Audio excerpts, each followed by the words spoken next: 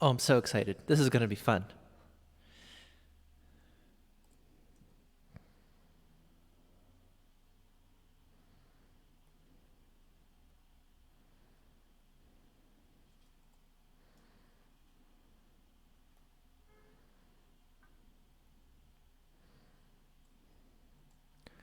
Do ba da do do do do do do do do do do do do do do da da da da da da do.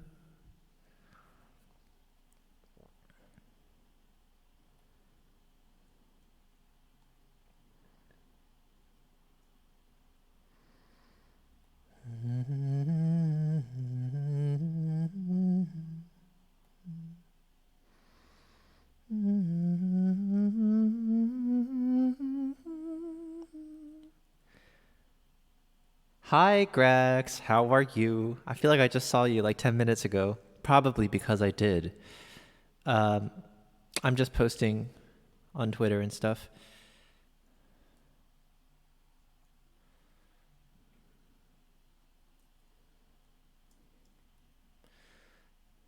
Doobie doo.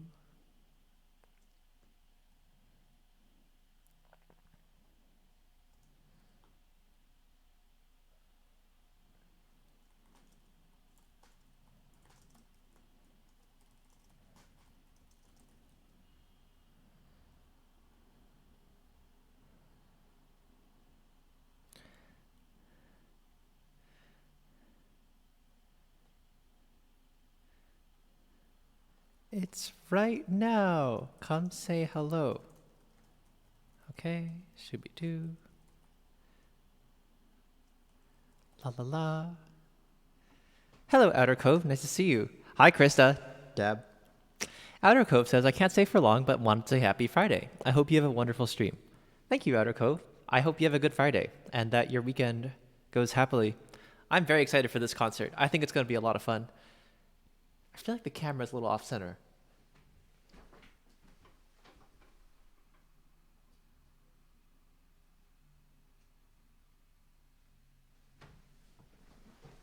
Is that better? I think so. Maybe. Hi, Stacy. How are you? Nice to see you. I'm still getting set up. Hold on. Not quite ready to start yet, but I will be very soon. Thank you for your patience, everybody. The queue is ready. Let's post on Twitter.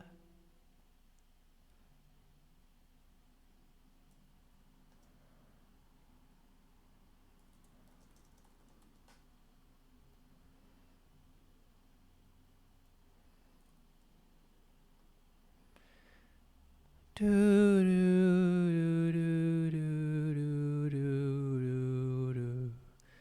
do do do do do. Hello, Delta. Hello, Izzy. I've been doing all right. Today was a weird day where even though I had no classes today, I still felt very busy.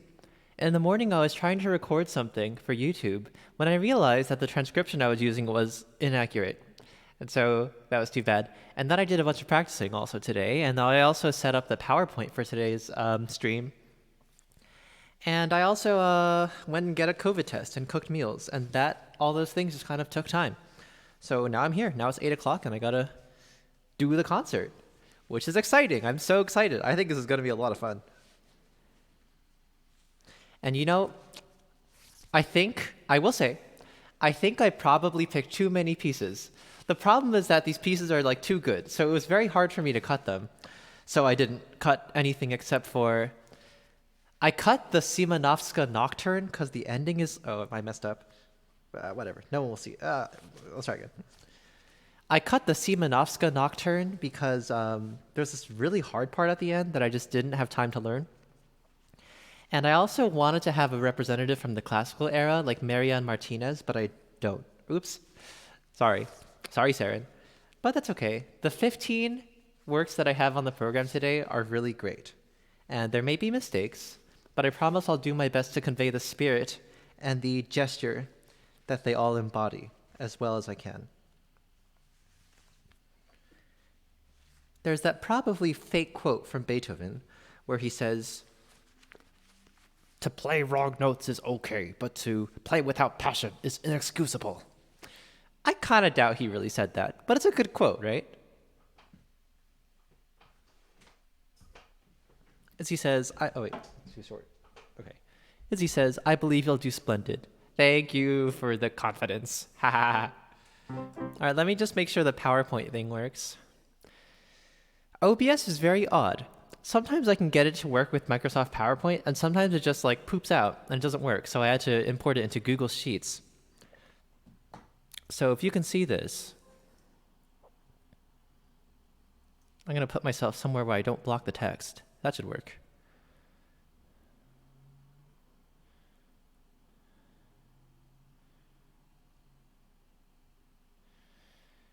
Okay, yeah.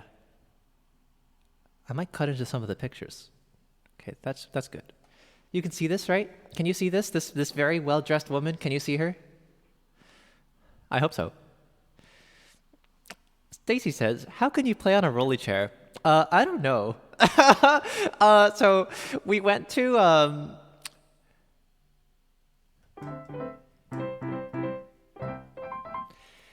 when I was moving here, we just like put the car, we packed the car full of stuff, and I think I probably gave a couple thoughts to the piano bench and then I forgot, even though we brought the piano. So I just adapted to using my chair. But that's okay. No worries. As usual, I always noodle around and stuff before we start, so I'm just gonna hang around. Let's see. Maybe I should practice a little.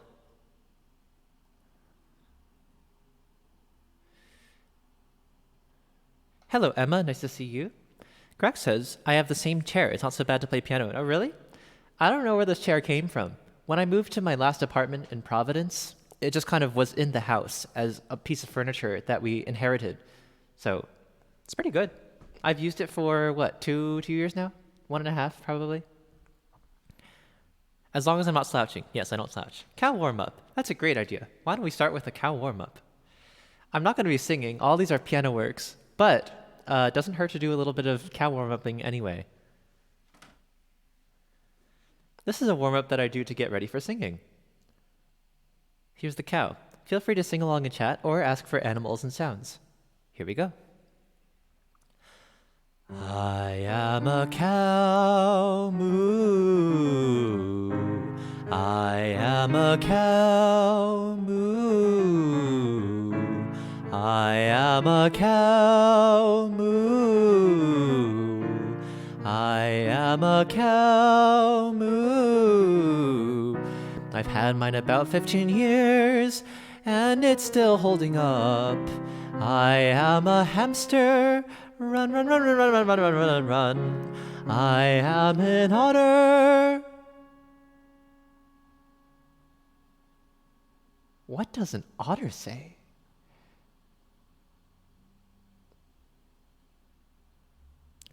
Oh,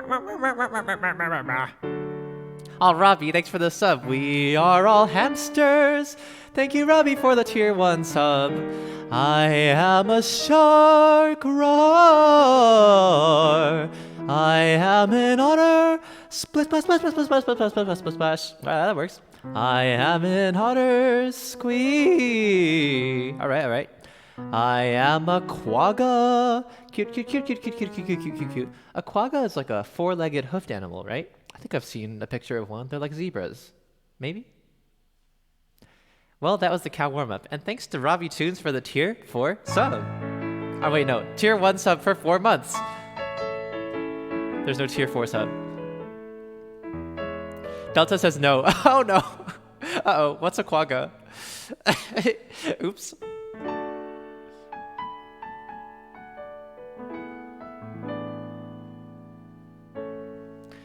Thinking of an okapi, maybe.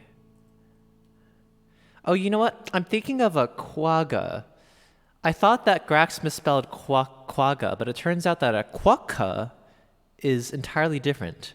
Oh, it's a cute little, like, Marsupial. This is adorable. Yeah, I was thinking of quagga, like with the G's. Okay, cool.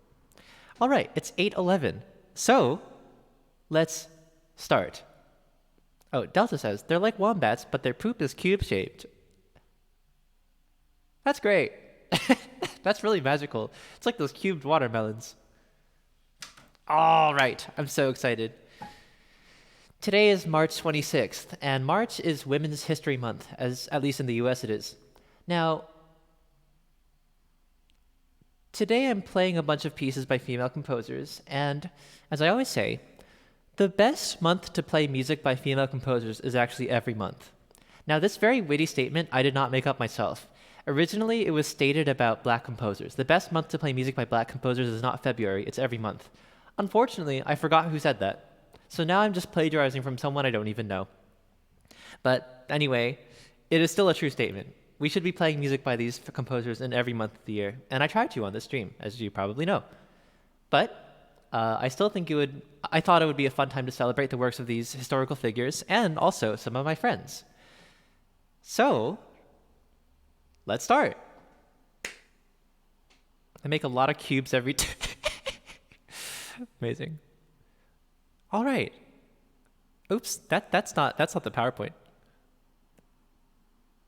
This is the PowerPoint. Okay. This is Elizabeth Jacquet de la Guerre, and she's the first composer on today's program. Elizabeth was born into a very musical family in Paris. Both of her parents were musicians, and from a young age, she was playing the harpsichord and eventually going on to composing, of course. She played and composed, in fact, for the King Louis XIV, I think he's the Sun King. At least he is a very important king. There's 14 of them, at least, and he's the 14th one. So she played in his royal court, and she was known not only as a performer of harpsichord, but also as a composer and an improviser. Her works include harpsichord suites, vocal works, instrumental sonatas, and also an opera. Unfortunately, her opera was apparently not very popular, but her keyboard suites were, I think, and I'm about to play the saraband from one of them. Let me open up the notepad doc that I forgot to open. Elizabeth? Her birth name is Elizabeth Claude Jacquet, and then she married somebody named de la Guerre. So that's her married name. This is from her fifth keyboard suite in D minor. It's a saraband.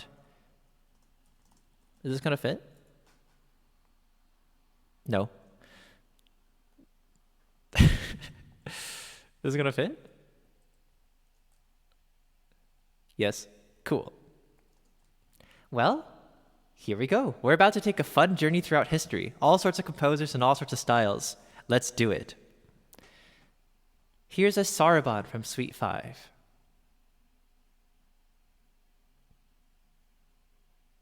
If I can find it. I found it. Let me open Twitch chat, and let's begin. Thank you for being here.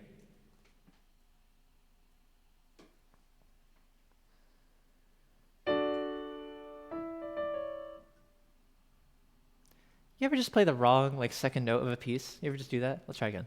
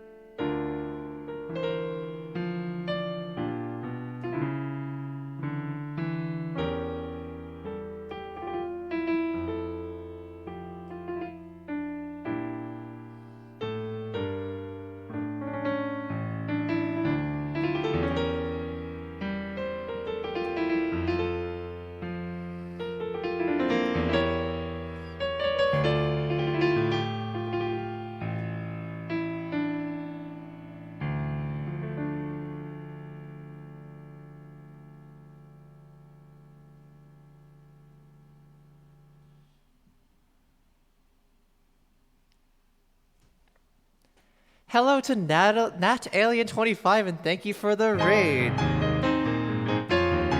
How are you? Thank you for coming by.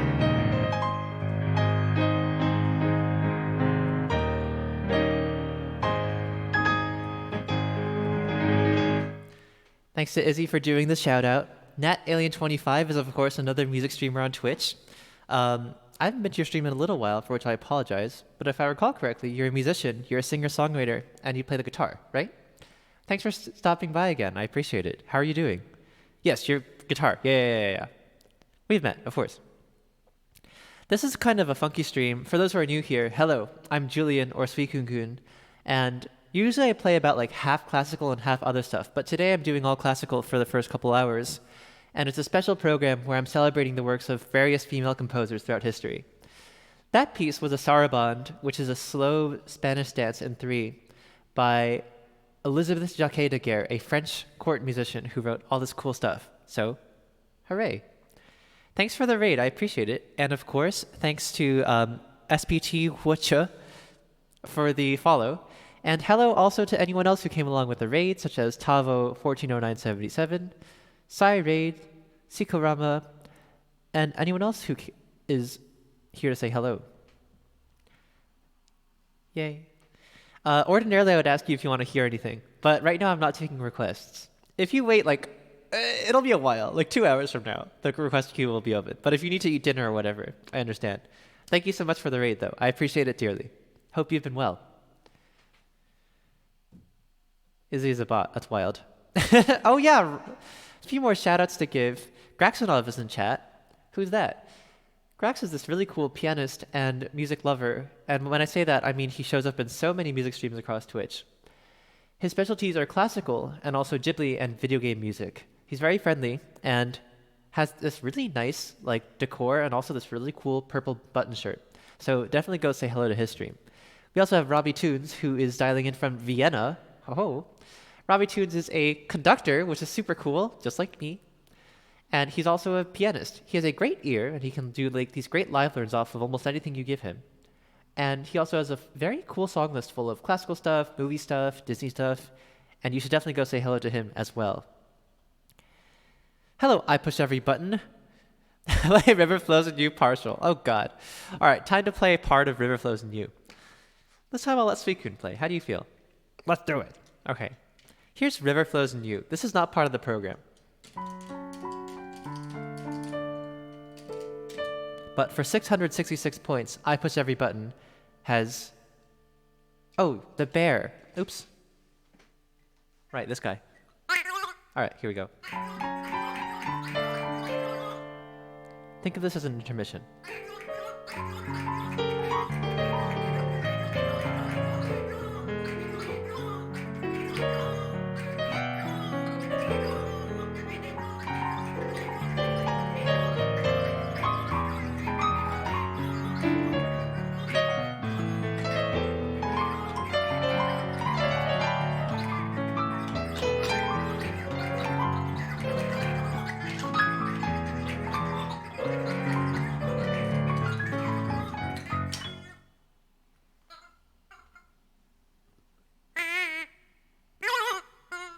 All right, let's get back to the program.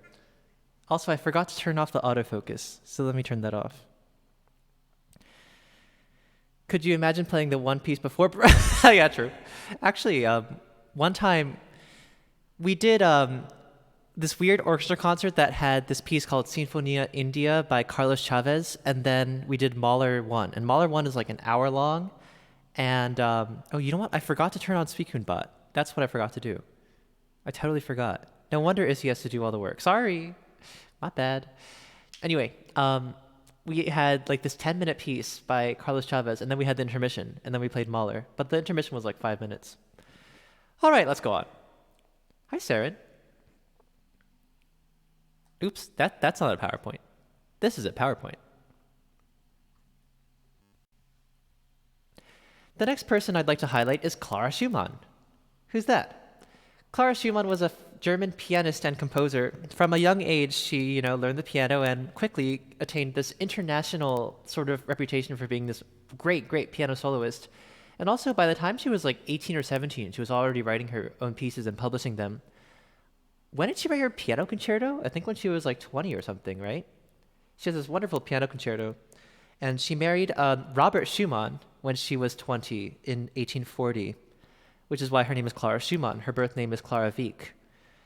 Robert Schumann, of course, is another great composer, and he wrote all this stuff like four symphonies and all these piano cycles and songs.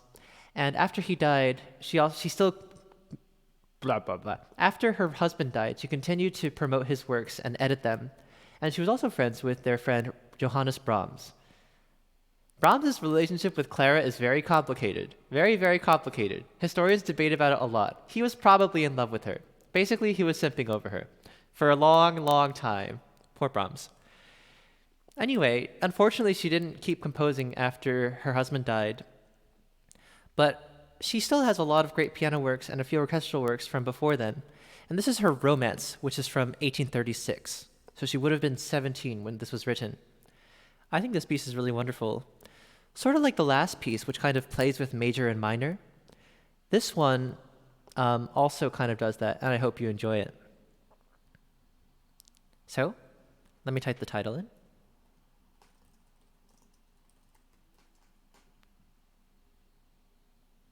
This is a Romance by Clara Schumann. Robbie says, how did she manage to be such a great composer and take care of a crazy husband? Well, that's the thing, right? I think her compositional output slowed once she married, which is too bad, because has this great music. And then she also had something like 8 kids to take care of or something, which is wild. All right, here's a Romance.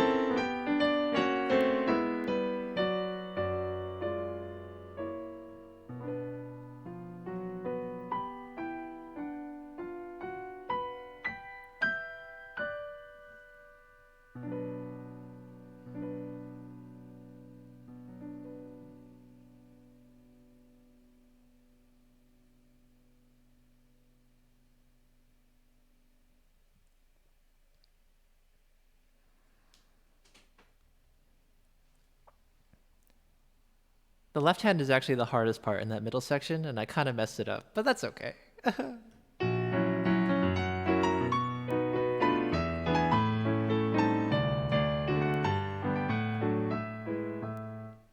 It's okay. I practiced it today too. Oh my god. Oh well. Everybody knows. Anyone in here who plays any instrument knows that you practice a thing, and still you can never get the success rate all the way to 100%, ever. So, that's okay. The idea of the perfect performance is, fake. That's okay. Phew, this was fun. Love this. Mangu says, there's a video of an older female pianist being interviewed on YouTube, and she's talking about being taught by Clara and Brahms, and Clara tapping the tempo on her shoulder as she played. Cool. That's true. She died in the 1870s, so it makes sense that there would have been someone born during her life and then able to be in a video. Isn't that wild? I like this one a lot because it starts in major, right? This is major, and then it ends in minor.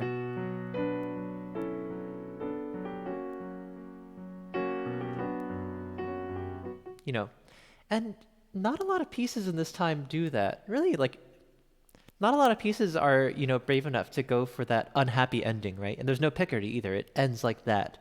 Like that one Chopin nocturne. So that's one reason I like this piece a lot, and I hope you enjoyed it too. Cool. Let's see. Never get married, kid, says Squidlum.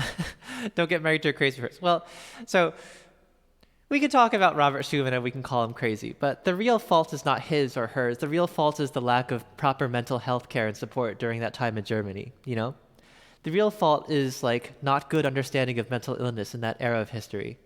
Had there been more understanding and better care for mental illness, he probably would have been a lot more happy. That's what I think. Izzy says, I've never seen you play 433 less than 100% accuracy. True? Maybe I'll make a mistake in 433 next time. You never know. All right, let's go on. All right, it's time for a poll. So originally, I was going to play the Nocturne, but I realized I thought it would be fun if I played something else too. So, time for some audience participation.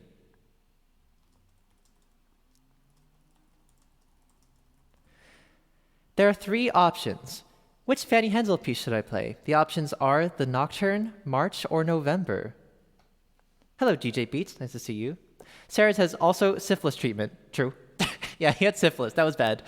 That was also bad. Anyway, let's go on. While I talk about Hensel, vote in the poll, okay? Nocturne, March, or November. Those are your 3 choices. My favorite is November, of course, but I'd like to hear what you want to hear. The next person on this list, of course, is Fanny Hensel.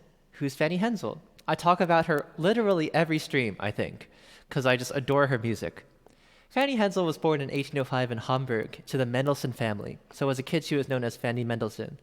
From a young age, her parents quickly recognized that she had a great amount of musical talent. Her 2 parents, or at least her mother, was a musician. In fact, her mother, Leah, was a big J.S. Bach fan.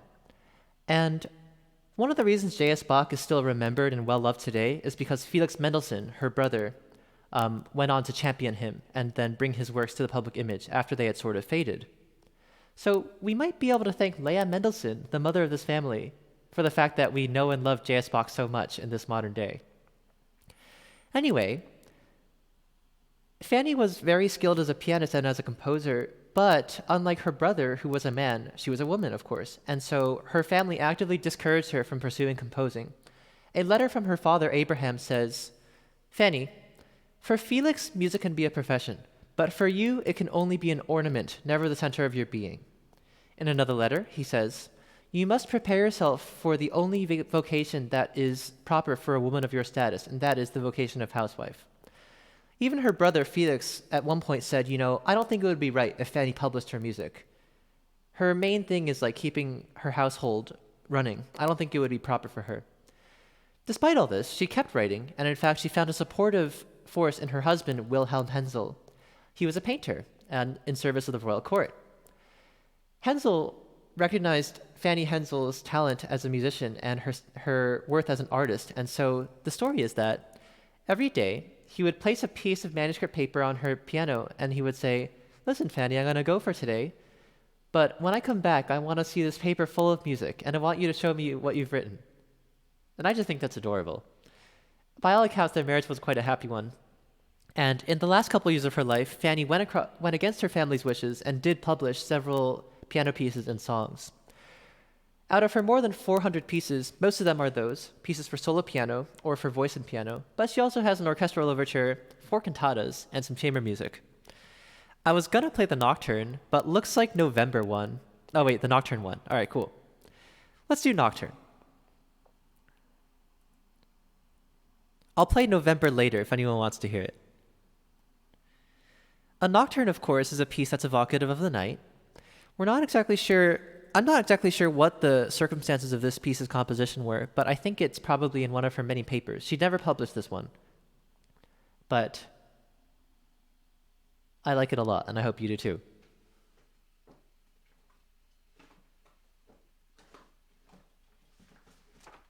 Wait. All right, if I can find it, I'll play it.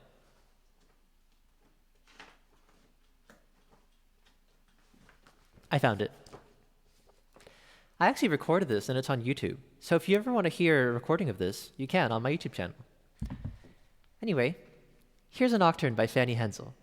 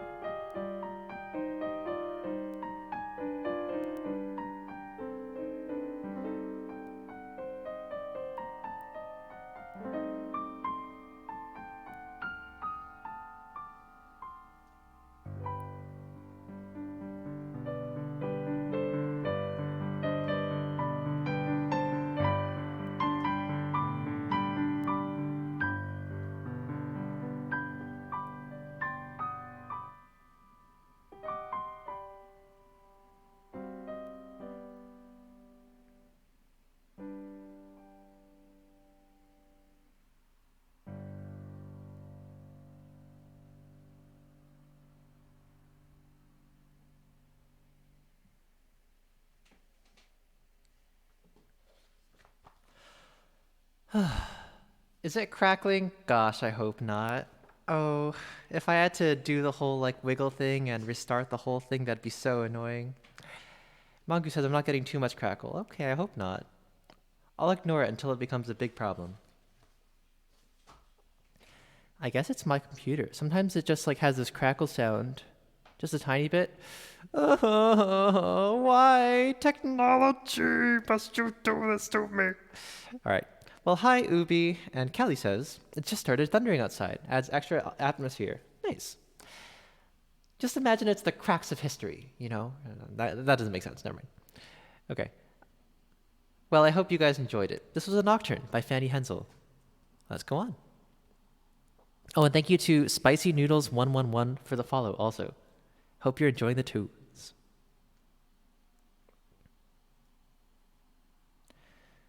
Lo-fi charm, huh?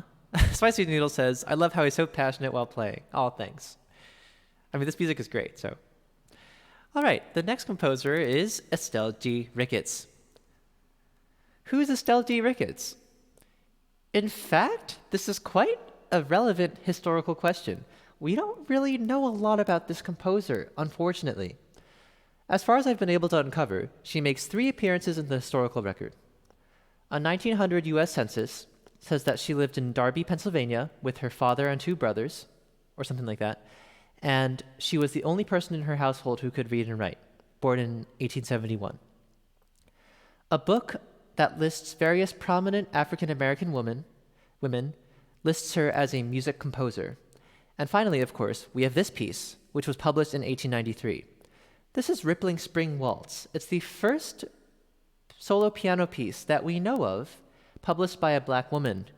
And there were probably pieces before this, and there were probably other pieces by her, but unfortunately they haven't survived in the historical record. Or a better way to say it is, because musicians and historians didn't value the music of black women at that time, they did not preserve these pieces. They did not keep them played or preserved. That's an unfortunate historical pattern that resonates throughout a lot of the 20th century. We can also think about Nora Holt's music. Over 200 of her works were lost when, like, the storage facilities she stored them in were robbed. Or Florence Price's music, which was literally decaying in a house in Illinois for like several decades. But luckily, today, scholars and musicians are doing the work to publish and edit and reconstruct these works. So, Krista says, I live near there. Oh, cool. Yeah, Darby is near Philadelphia. This is Rippling Spring Waltz. It's a very charming. I really like this piece. It's so sweet and cute. It's weird because there are like 2 measures that are like 10 times as hard as the rest of the piece for some reason. You'll hear them. But other than that, it's a really fun time.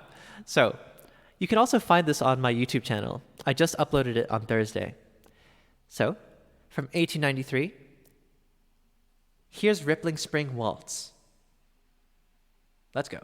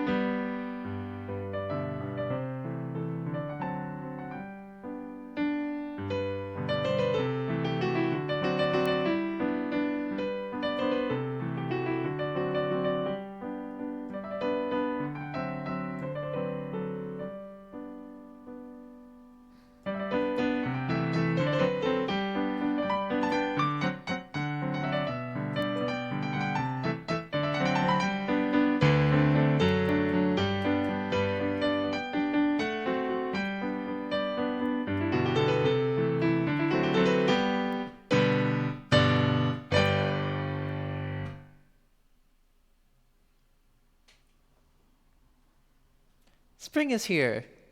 I'm so glad it's springtime. I went outside today and it was just so warm and sunny. God, I was even making dinner today before the sun was down. Like, that's just a novel concept to me, you know? It was great. I think this waltz is really wonderful, and you could probably tell what the hard measures were. I'm not sure what's up with this. It really is 1, 2, 3, 1, 1, 2, 3, 4. 2, 3, 1, 2, 3, 4. It's just like so. It's really odd, actually. I don't know why it's like that, but it is playable. You just have to try really hard. Thank you for the claps from Krista, Ubi, Saren, and Spicy Noodles, and the kind words from Stacy. Izzy says sways. Yeah, you can definitely sway to this. Cool. Let's go on. Who's next? Oops, wrong one. Okay, this is for Saren. This is Agatha Bakker-Grøndal. Who's this? Bakker-Grøndal was a pianist and composer from Norway.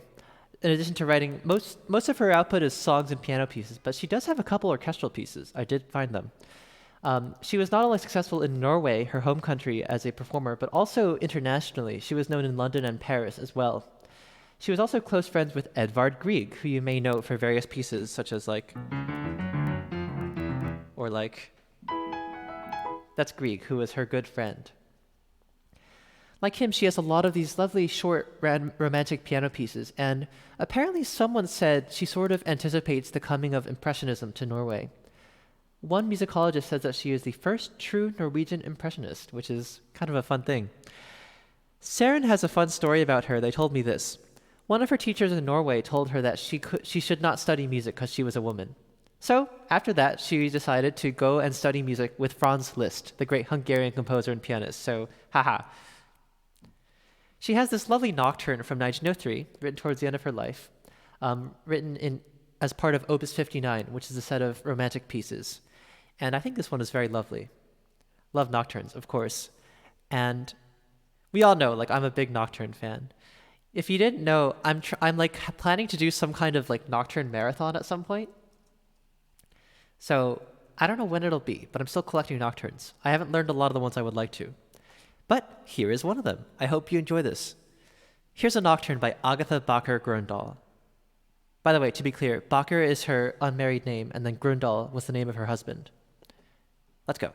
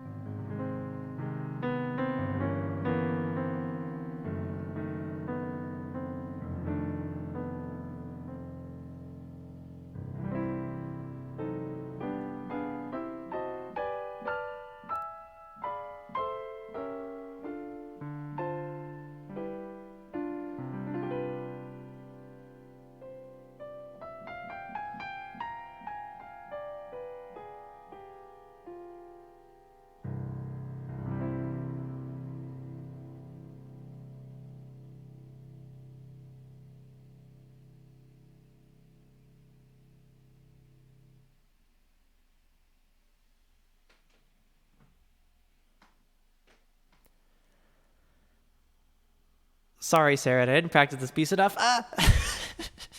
But I hope I still did some justice to it. I do like it very much. It reminds me of this one Tchaikovsky piece about sweet dreams. It's just so dreamy, this one, and in fact, the tempo marking says andantino amoroso, where andantino means like sort of at a walking tempo, and then amoroso means, in a loving way, right? Romantic indeed. I hope you enjoyed this nocturne. Richie says, I can't stay for long, but I just wanted to say I appreciate this program very much. No worries. I'm glad you can at least stick around for a bit. It's nice to see you say hi. Stacy says, so pretty I can't handle it. Aw. Let's see. You should write a nocturne, says Izzy. Should I?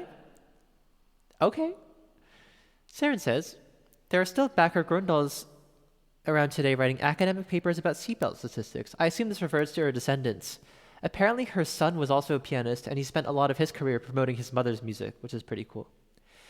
Izzy Paradox says, lurk before active listen, but to Saren, that's an incredibly miscellaneous message out of context. Heh, true. Let me give a quick shout out to Izzy Paradox. Oh, hi, Kay. What's up? Izzy Paradox is another streamer on Twitch. Like me, she's a pianist, and she's trained in the classical tradition.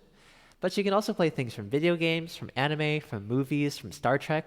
She's very cool and also really buff. She'll do push-ups as a channel reward, and she used to be a black belt in some martial art, which I can't remember at the time. And also, hi, Kay. Let's give a shout out to Kay also. Thanks, Izzy. K Rose TV is another cool streamer on Twitch. He plays the piano too on certain days, but usually he's playing video games such as Mario, Xenoblade,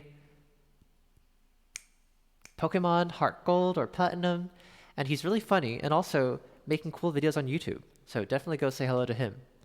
Hi, Hawk. Nice to see ya. Squidlum says, write a nocturne, I dare you. Okay. Double dog dare. Okay, cool.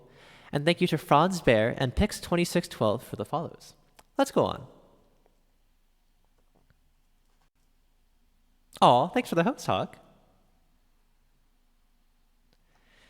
The next person we're highlighting today is Lily Boulanger. I'm going to do these two bios sort of mixed together because the next two composers are two sisters. First, we have Nadia Boulanger. These two sisters were born into a very musical family. Their father was a composer and also had won the Prix de Rome, which is this very prestigious prize. And their mother was apparently like a Russian princess or something. I did not know this until today. Nadia was a young, basically child prodigy, and she went to the Paris Conservatory as soon as she was 9 years old. And so she composed there, and she performed and taught. And although she tried really hard, she tried several times to win the great Prix de Rome, the Rome Prize, but she never did. However, her younger sister Lily was also very skilled. Apparently when Lily was 2, Gabrielle Fauré, who was a family friend, discovered that she has perfect pitch when she was 2. So she started going to the Paris Conservatory when she was 5 with her 10-year-old sister. And it's what was I doing when I was 5? Eating cereal? What was I doing when I was 2? Eating baby food? Huh? It's fine. We all go at our own paces. Lily was considered the more talented sister. She actually did win the Prix de Rome when she was 19 in 1913. She wrote this cantata called Faust et Helene. Apparently, the themed variations that I'm about to play, this piece was written while she was on her big... So if you win the Prix de Rome, you have to stay in Rome for a while and just hang out and be funded and write beautiful music. So while she was there, she wrote this piece, A Theme in Variations. Apparently, this piece was sort of a phantom. It was referred to in some of her writings, but no one really knew where it was. Until I think one of Nadia's students, Emil Naumov, who I've actually met, actually, he found it somewhere and reconstructed it. This piece is great. It's so good. Mongoose gave it to me about a month ago or so. And some other works that she wrote include 3 psalms that she set for chorus and singers and orchestra, and pieces that I like by her. She has a nocturne for violin and piano, which I think is really beautiful, and also a piece called Of a Sad Evening, which is just haunting. It's terrifying. Unfortunately, Lily was quite sickly, and so she died at the age of 24 in 1918. This is too bad. She wrote so much great music, and she was only 24 when she died. And she also left the whole opera unfinished, unfortunately. It's just very sad to think about what sort of potential she might have had. Of course, the death of her sister was really hard for Nadia. And so, especially because Nadia considered herself the less talented one. So I read on apparently, after her sister's death, she felt she had to like deserve it to be the surviving sibling, and so she worked really hard to compose, to teach, to play. She wrote this piece, Vers la vie nouvelle, which means towards the new life, in 1919. This piece comes right after two gigantic events for her. Not only the death of her sister, but also the end of World War I. Towards a new life, this piece. I just think about, just months after things like a sibling's death and the end of the greatest war that everyone in Europe has ever seen. And knowing all that, the piece becomes all that more powerful. I just adore this one. And so after this, of course, Nadia, she kind of stopped composing after the 20s, but she became very, very, very famous in the 20th century as a teacher of lots of composers. Tons of people in the US and France, and then from all over the world, came to seek her out as a composition teacher. Some of her most famous students include people like Aaron Copland, Thea Musgrave, Nathaniel Dett, actually, who I just found out today. I play some of his pieces. And Philip Glass, also, George Walker.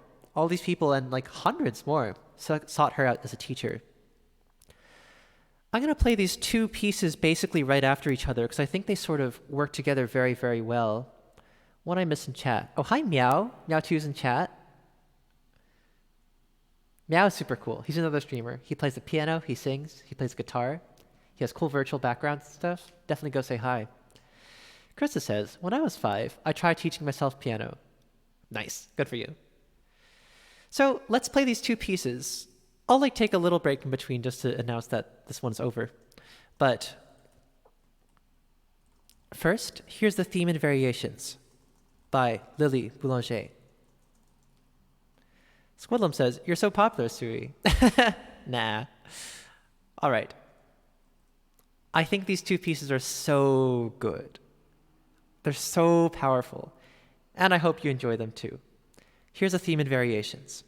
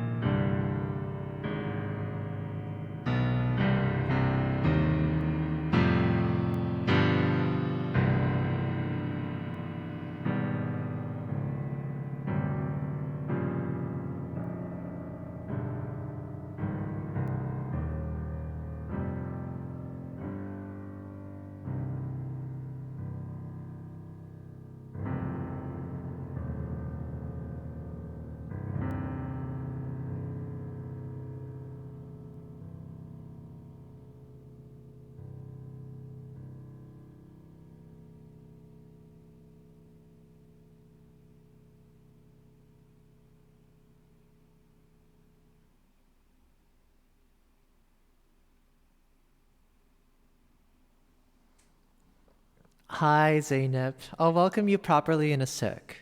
These two pieces that I'm in the middle of playing, they sort of go into each other very well. But thank you for the raid. I appreciate it dearly. But I'm going to go on to Nadia Boulanger's piece. Oh, that was A Theme in Variations by Lily Boulanger. It continues into the next one very, very well, and I hope you enjoy this next one, which is Vers la vie nouvelle, or Towards the New Life.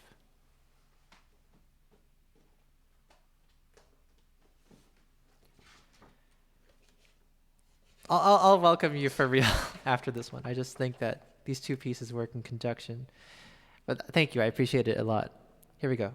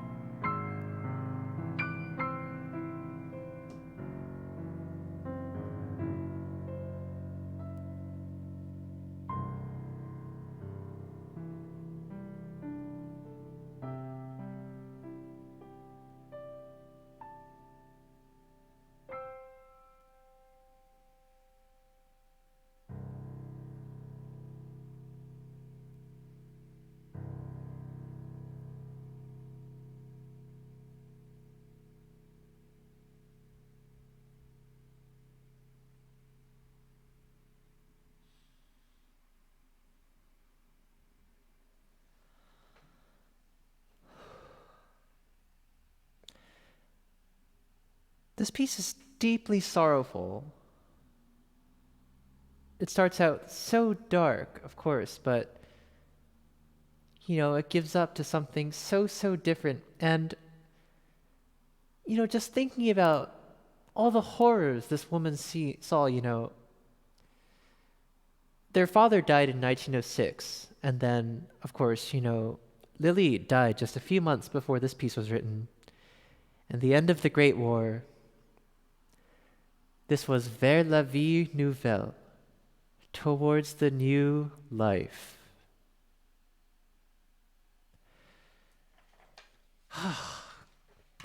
Let's stretch, yeah. All right. God, oh, sorry.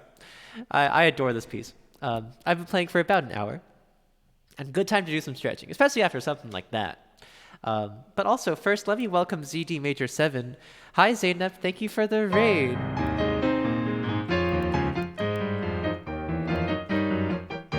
Nice to see ya. Push-ups? Oh!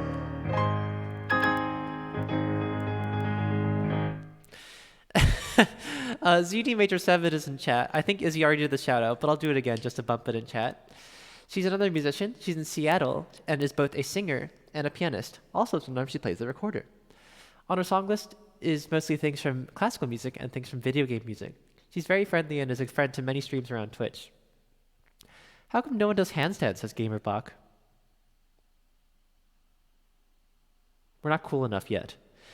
Hello also to anyone who came along with the raid. Sorry it took so long to welcome you all. But hello to Omega, Grax again. Hi Pastor Dennis, nice to see ya. And anyone else who came along. Hi Keldon, you're already here. Hello, I heard Chrono Trigger music, says Jer. I think this part...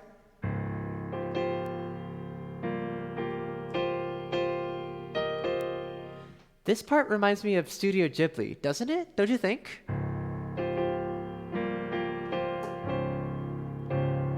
Isn't this like a thing that... This is like a kind of like harmony that he does a lot, right? Oh, and hello to Configuration Queen, too. All right.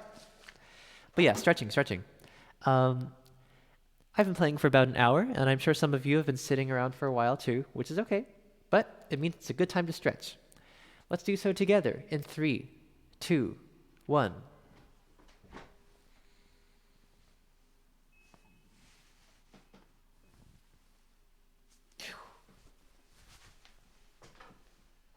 Good time to stretch too. This is roughly the midway point.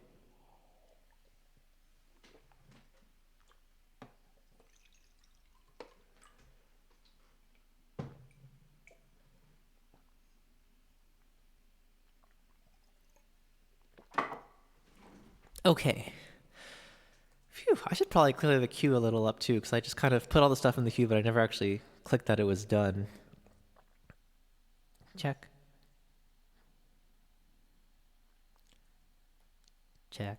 Check. Oops, check. The next song is a nocturne by Amy Beach. Oh, thank you for the compliment on the tie. Don't look at it too closely. Phew. Okay, all right. Phew.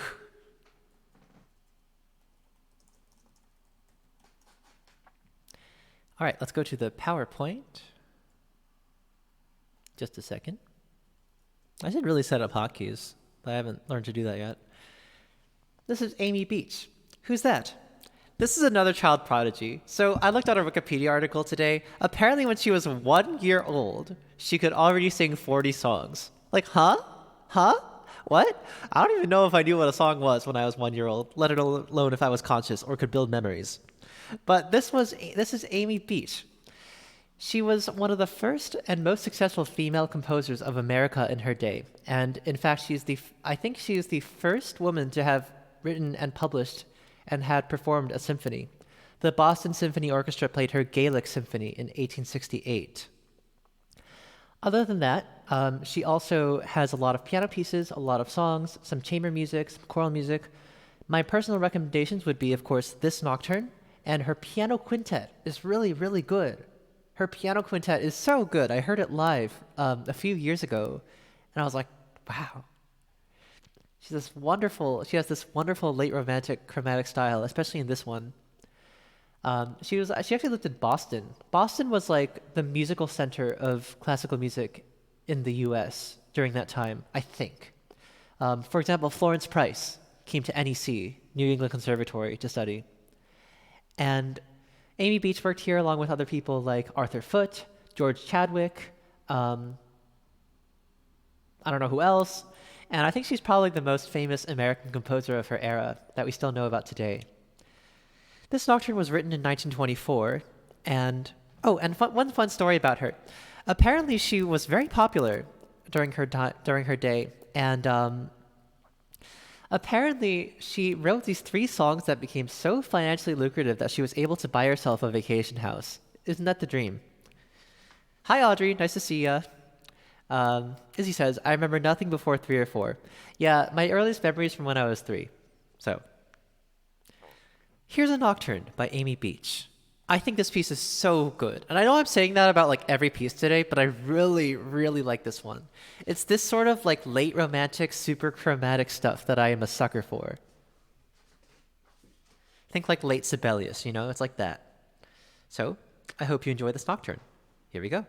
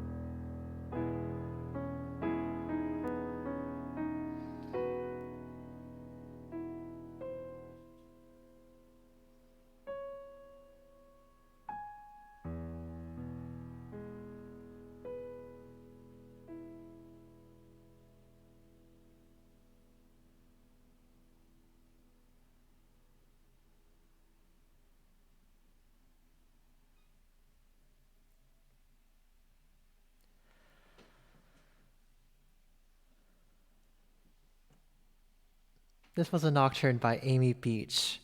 And I messed up during one of my favorite parts, but that's okay.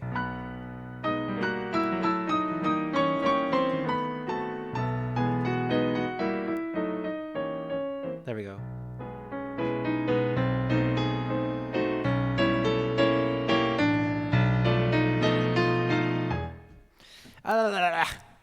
It's okay. I think I got the message across. I think. And I didn't mess up after that. So I think this one is so good. You know, I'm a sucker for this. I'm a sucker for this kind of music. Just this very romantic but very dissonant kind of stuff. It's so good. It's... Oh my god. I think this one is so good. Mongoose says, oh yeah, thanks to Mongoose also for introducing this piece to me. She says, it's been so nice hearing this piece over time. It's such an organic sounding piece already. So to hear it grow with the player as well is just... There we go. Yeah, it's still not perfect. It's still not at its final form yet. I still have some more practicing to do on it, but it's so good. ZD says, I can't resist this pun. It gives a strong impression of being impressionistic. Hi, Moon Knight. Nice to see ya. Jer says, the first thing I remember is playing Chrono Trigger. Wild. I've never played that one. I know there's that song that goes like... Also, I forgot to say hi to Vault Horner. Hi, Vault Horner. Nice to see ya. Vault Horner is someone you should also check out. As his name implies, he's a horn player. Vault Horner means like forest horner, right? He's very cool. And I haven't checked out his stream that much, unfortunately, but I hope I can soon. He's one of the few French horn players on this platform. Very skilled and plays video game music and sometimes does arrangements too. Thanks for saying hi. How do I find this song? Is it just called Nocturne, says Moon Knight. It's just Nocturne, yeah. Amy Beach Nocturne. You should be able to find it. There are only a few recordings out there. I only found like 2 or 3 on Spotify. He casually played Yearnings of the Wind, says Z. I don't know that song, unfortunately, but that's okay. All right, it's time for a poll. I actually originally was planning to play Florence Price's Reverie, but I was thinking maybe I should play Flame, because that piece is really a banger.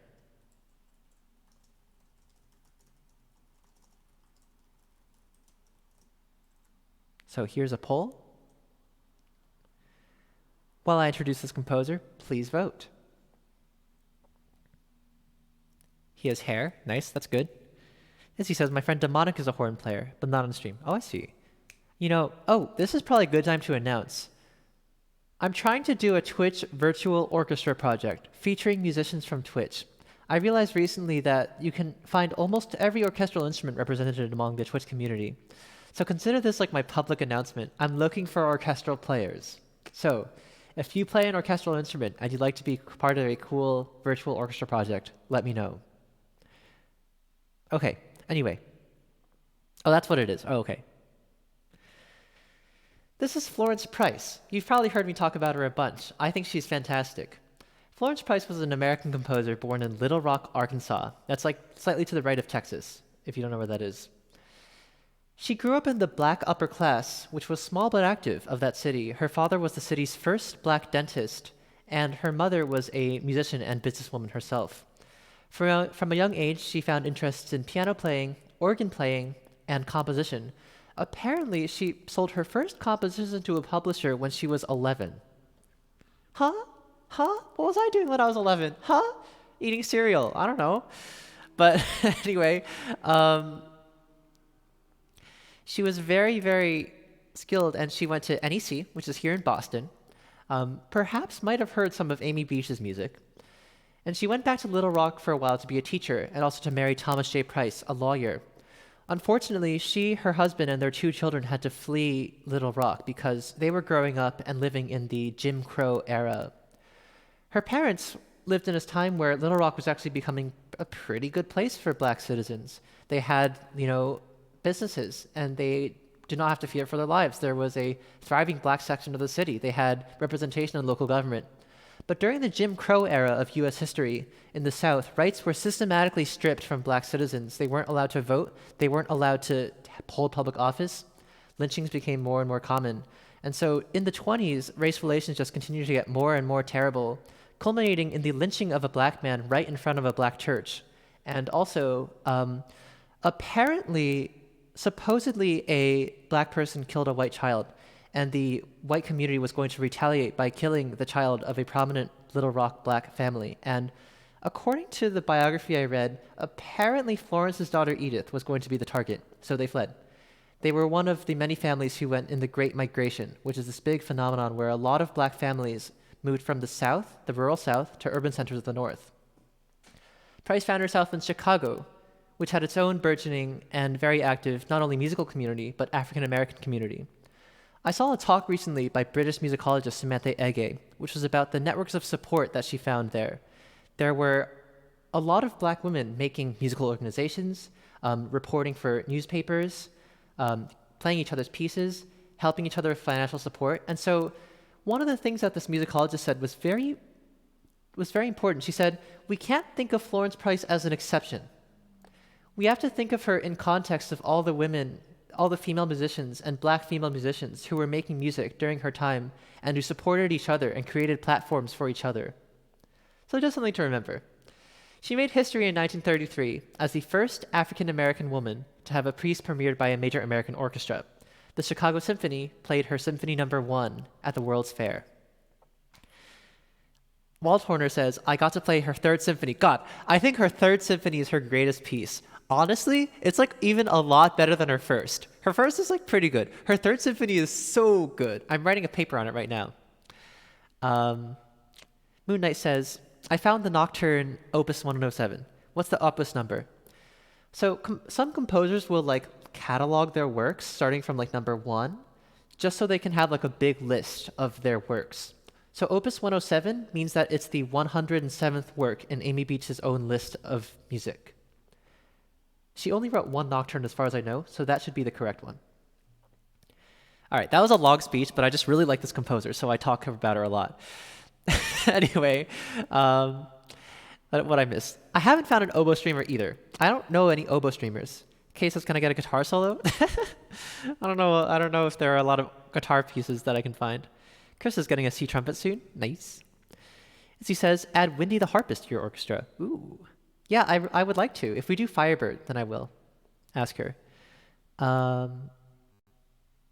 Serial.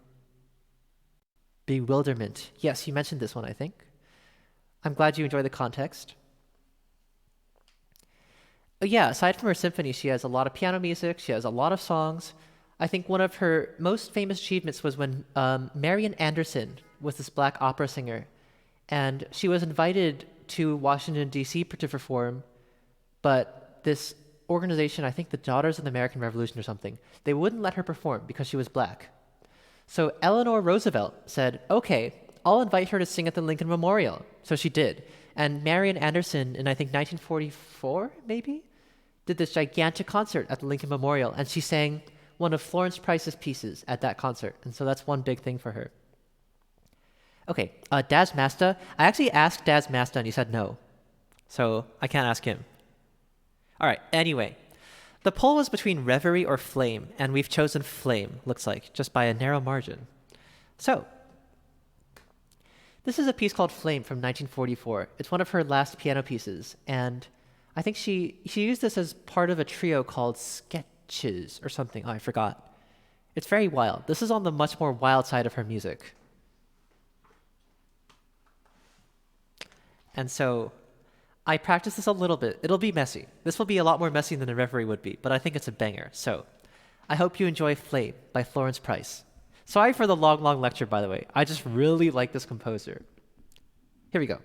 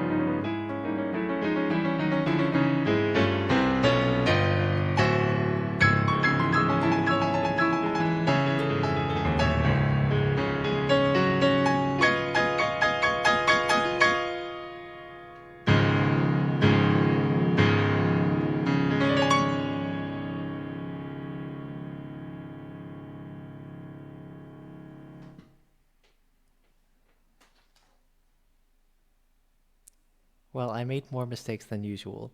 But this was Flame by Florence. I need to just... I just gotta spend some real time practicing this piece. I am ashamed to admit that I haven't really spent a lot of time just woodsetting this piece as I should. Because it deserves it. It's so good. I need to do that. Ugh. I had a lot of... like I said at the beginning, I picked too many pieces for this program just because I like all of them. It's so hard. I didn't want to not do them. Z all. Wow, Zainab, thank you for the bits.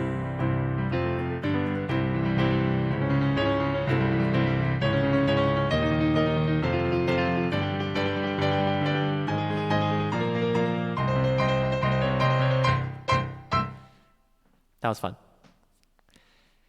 Let's see. I love all the flame emotes in chat. It's great. Configuration Queen says, yes, the Lincoln Memorial Concert is a 1939 documentary film, blah, blah, blah. Yeah. So, 1939. Thank you. Let's see.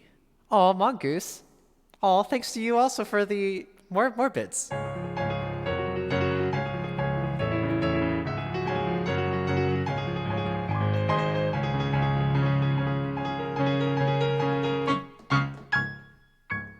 Cool. Okay. Let's go on. So the next piece, the order of these next few pieces is a little bit wonky just because of the way the dates work out. But we'll return to the world of Florence Price in just a second. First, we're going to visit Tania León. Who's this? Tania León is a composer who was born in Havana, Cuba. She studied there before going to the US, I think in 1968 or 9 or so. She is still alive, of course. She is very widely known for her music. She's in demand as an orchestral composer. She writes choral works, she writes chamber music, and I think she also has one opera, which I would really like to see because it seems cool. I actually, she might have come to our school. I'm not sure. Did she? No, it wasn't her. Joan Tower came to our school for a sec.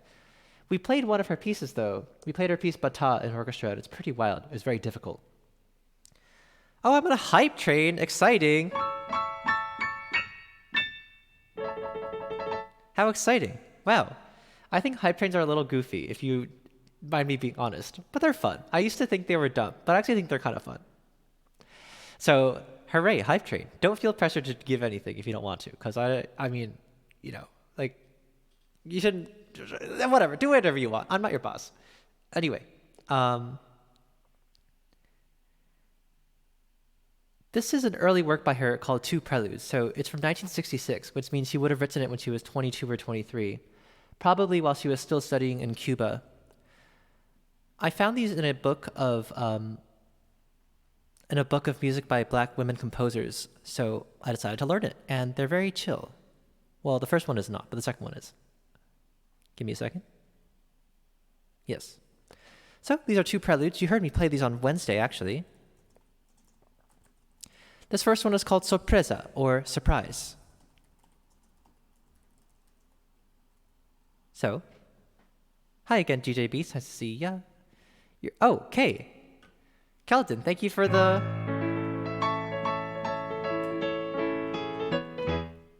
And thanks to Kay also for the subscribing. Wow.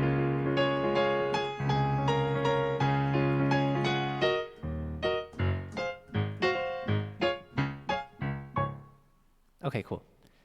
Anyway, here's Tania León's first prelude, Surprise.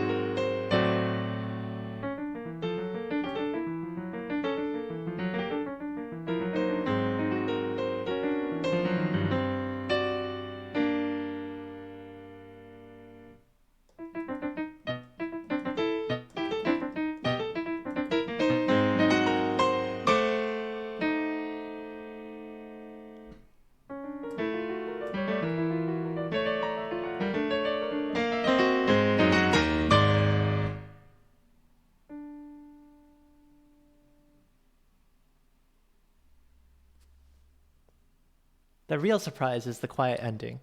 It goes from three fortes, fortissimo. Wait. And then that last note is a triple P, a pianissimo. I think that's so much fun. Let's go on. I do think the second one is related to the first one harmonically, so I won't spend too much time talking. This is pecera, or aquarium. Very, very different one. I hope you enjoy. And Mongoose, thanks for the bits. You now have a cow emote. Oh. All right, here we go.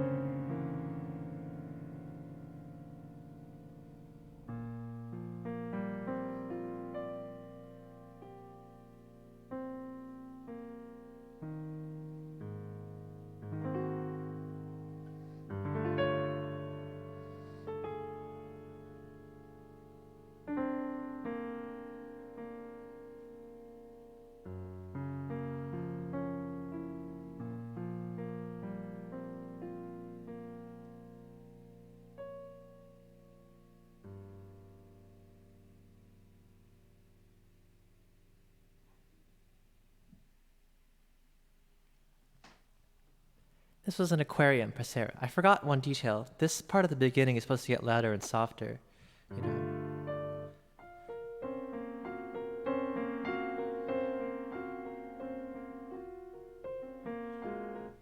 But I forgot. Rather, I just did not read the music.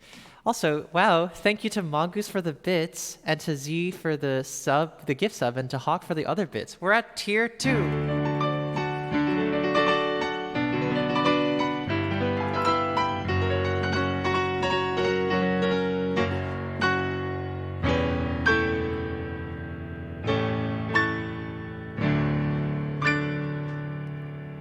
Hey, that was pretty good, right? This is from August. Should I add this to the vocabulary of, like, jingles?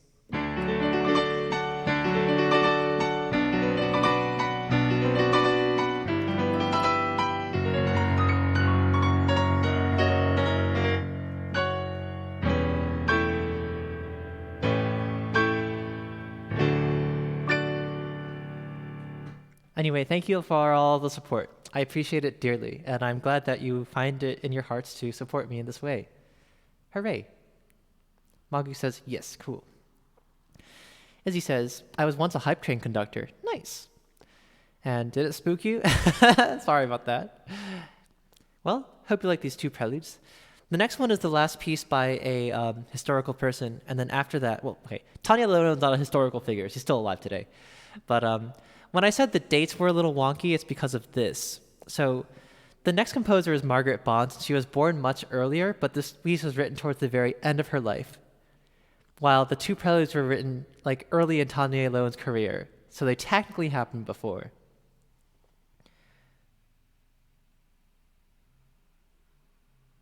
Good luck with your smoke test, I guess.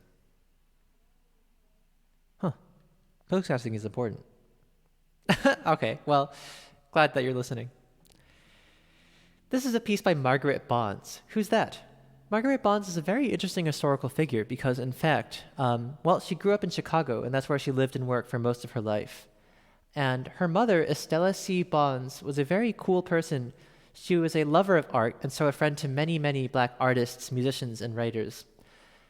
As little Margaret grew up, she was constantly surrounded by all these guests who were basically, I think, like all the prominent African-American artists of her day, essentially, who would show up in her house, including, of course, Florence Price. Florence Price was Margaret Bonds' teacher for a while, and then eventually her friend professionally. And in fact, Bonds would premiere many of her pieces. I think she premiered the Piano Concerto, for example, and some other stuff. Oh, her Fantasy Negra also. Bonds was a very skilled pianist, and not only that, she could also compose and also improvise. A bunch of her pieces are not written down because she just memorized them. She didn't write them down. This piece, fortunately, has come to us. It's from 1967, and it's called Troubled Water. It's based on a spiritual. And if you don't know, a spiritual is a genre of African American music, which is often, religious in nature.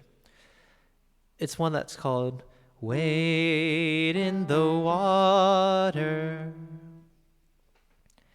So you may have heard that. That melody is rather simple, but it shows up all over this piece in all sorts of different ways and with all these beautiful decorations. I think this piece is phenomenal. It's so good.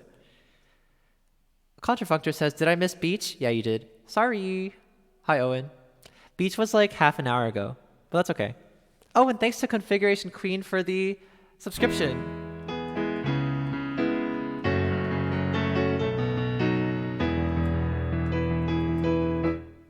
Thanks for the sub. Does August sound like Mario? I guess so. All right. Well, also, Owen, you can just request it another day. I mean, I'll play it anytime. It's so good. I picked the Nocturne, if you know that one.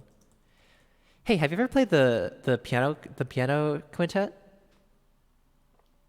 Oh, I got a hype train emote. Exciting. Thank you for helping me complete this level 1 hype train, everybody. All right. You don't? Oh, okay. Look that up. That's a good Amy Beach piece. Well, here's Troubled Water by Margaret Bonds. I hope you enjoy.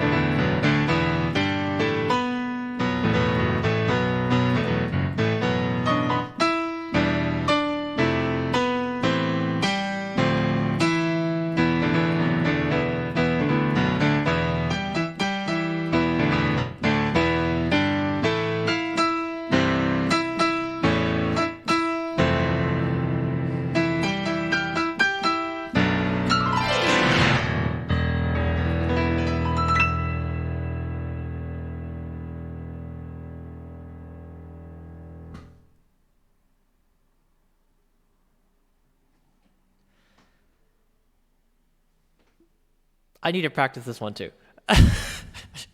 This one is hard. All these, jumps, especially this part. And then like...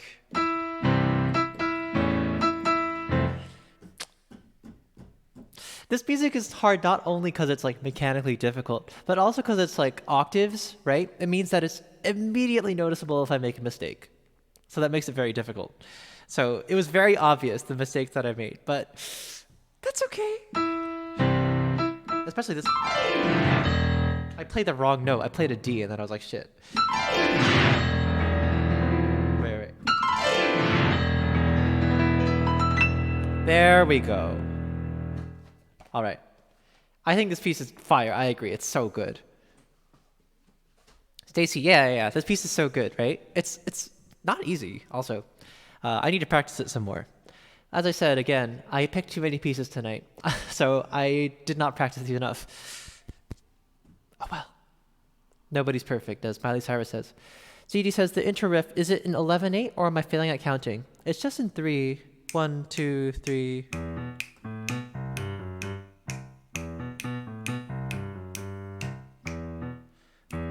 Wait, 1, 2, 3.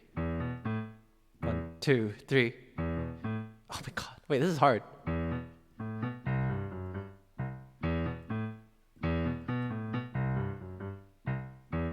Yeah, it's just in 3. I might have been a little bit haphazard with the rhythm. Hello to Fishmile. Nice to see ya. Configuration Queen. Oh, you know the spiritual. That's great. Really boppin'. Magu says, sometimes I listen to it while I'm working. Cool.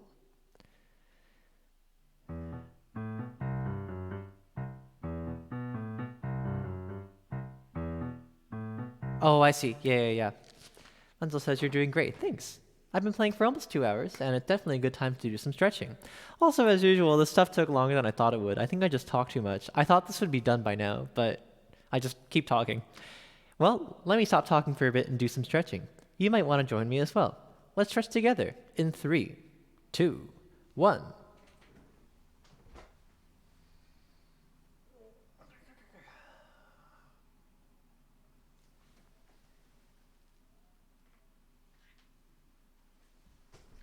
Phew. All right. Well, it's time to feature my friends. Hooray. Also, someone redeemed Keysight. Let me get Keysight working.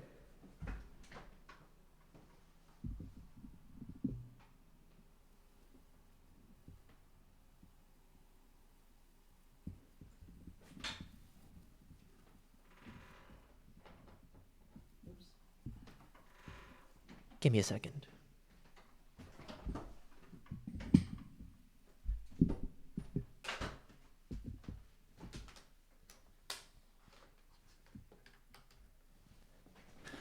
Whew, okay. The next pieces are by my friend Lara.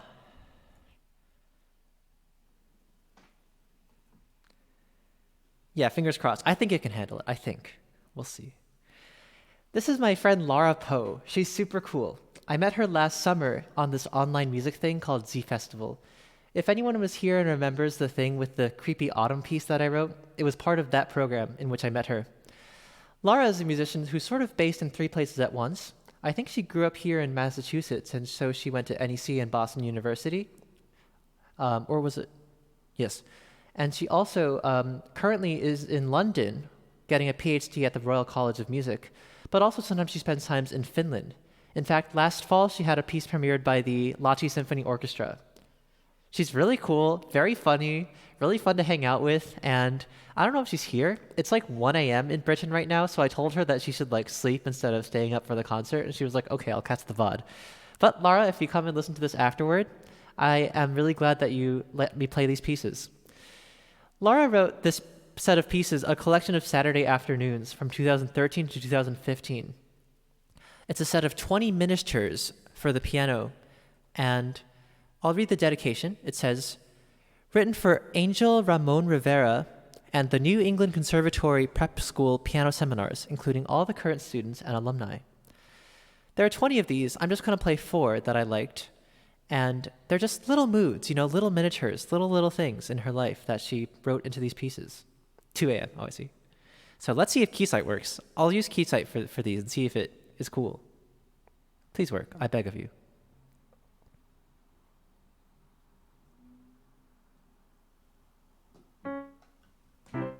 Let's test. Oh, let me... Alright, Poe. Alright, the first one I'm going to play is called Music Box. Let's see if Keysight works. Okay, it works, good. Alright. Here's to you, Lara. Thanks for letting me play this. Here's Music Box by Lara Poe.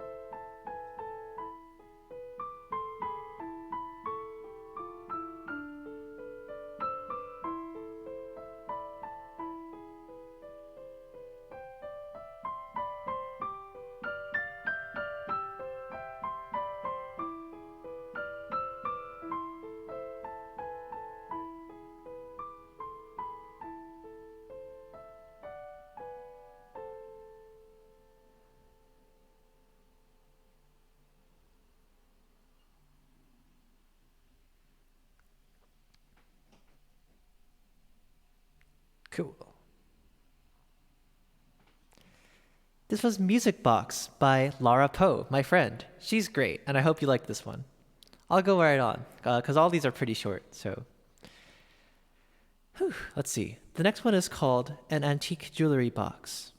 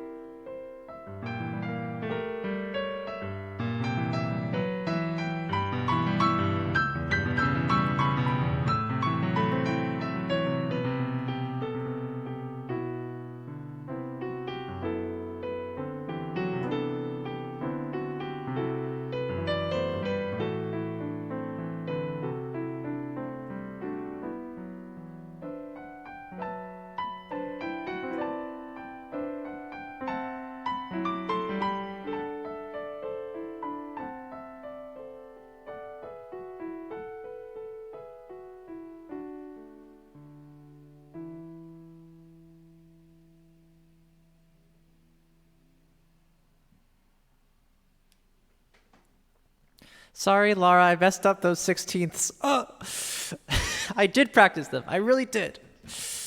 Forgive me. But I did justice to you. This was an antique jewelry box by my friend Laura.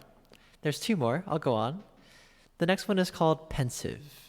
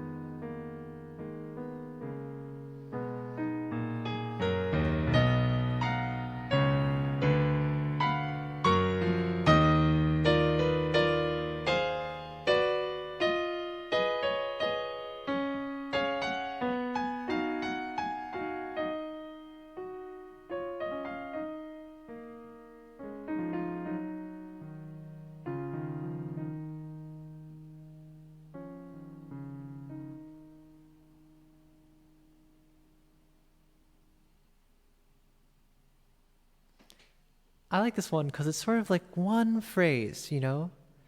It's like one of those Chopin preludes, right? The really short ones. It's like one phrase. It grows and becomes something big and then kind of just fades away. And I love that. This last one is called Indecisive. Keysight? Yeah, I know. I haven't really done a lot of customization, but I do have it now, so Keysight is really fun, huh? All right. Here's Indecisive.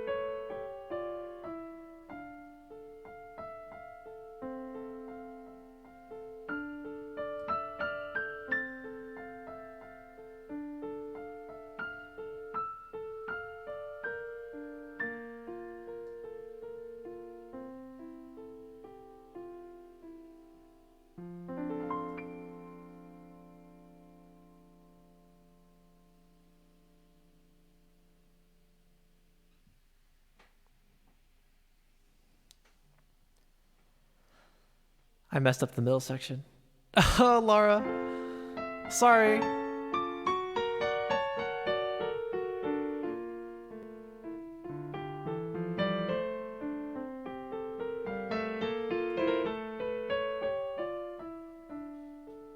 There we go. Oh, Laura, I did practice your piece. I really did. But no human is perfect. Sorry. Don't worry. They'll be on my song list, and next time I play them, I'll be better. All right. Hello, Mathability. Nice to see you. Yes, requests are closed for now because I'm in the middle of a concert program, but it'll be done in 3 songs. So no worries. I'll probably open the queue in like another song. Thanks to Izzy also for shouting out Egglybirds. Eggly is the creator of Keysight, and he's really cool. He streams on Mondays, Wednesdays, Fridays, and Sundays, and by day he's a freelance software engineer, but on stream he plays the piano. He made this software called Keysight. His looks a lot better than mine because he's done all like the fancy stuff to like tweak it and make it look awesome. So mine looks really boring. So anyway, those were some pieces by my friend Lara. She's super cool. You can check out her website here. There we go. Let's see. Alrighty. The next piece is by Krista, who's in chat right now.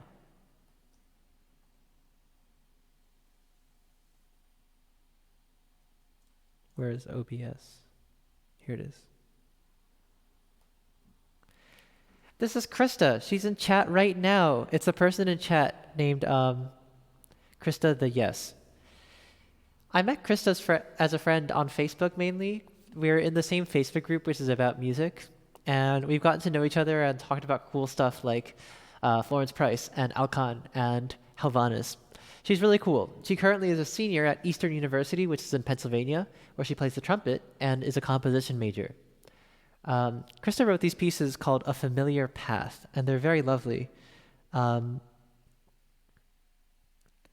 me read the notes. Why can't I find it? What?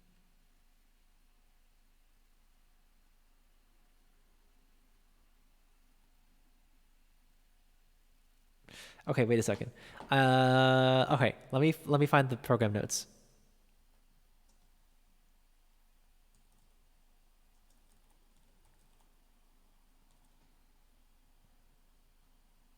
Or you can also just talk about it in chat too.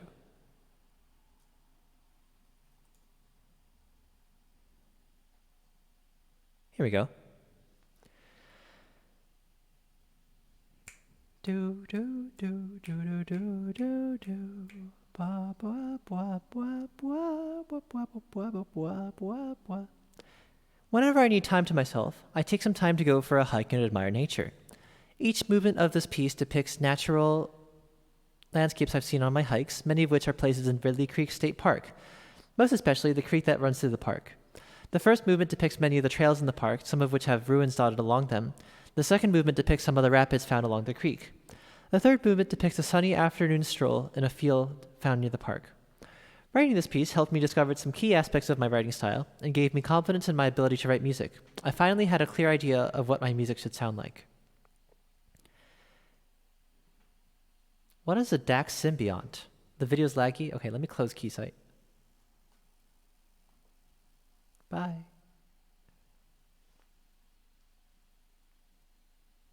Okay. Hawk says, I love pieces like Lara's that use gentle dissonances to create a beautiful effect. I will say, with regards to Lara's piece, there are 20 of them, and I mostly picked the easy ones. There are some really hard ones and some quite dissonant ones, so it's not like all of her music is like those 4 pieces. She has a very big range of kinds of sounds she makes. She made this really wild piece called The Puppy, which was very creepy and has a toy piano in it and sounds of her dog. It's wild. A lot of Lara's pieces are very electronics heavy and they're really wild. She uses granular synthesis, if you know what that is. Anyway, so by Krista, this is A Familiar Path. There are 3 movements.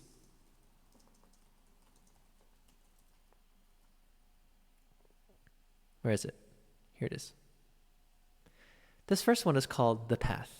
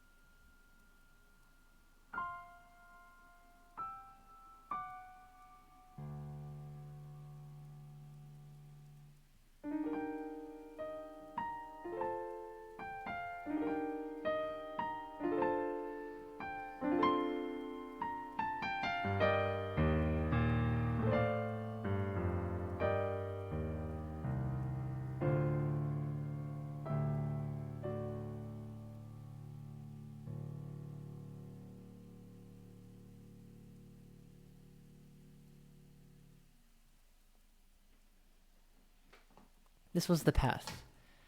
The second movement is titled The Creek.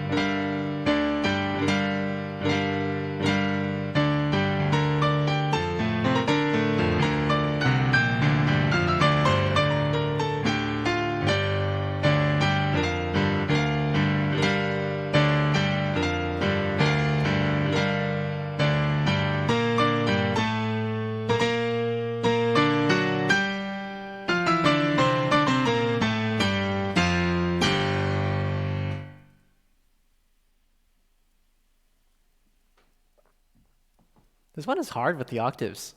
I kind of pulled it off at the end though, huh? The third movement, I accidentally closed out of the score. Let me find it again. The third movement is called The Field. Hi, Angie. I'm almost done with this concert program and then requests will be open soon. Here's The Field.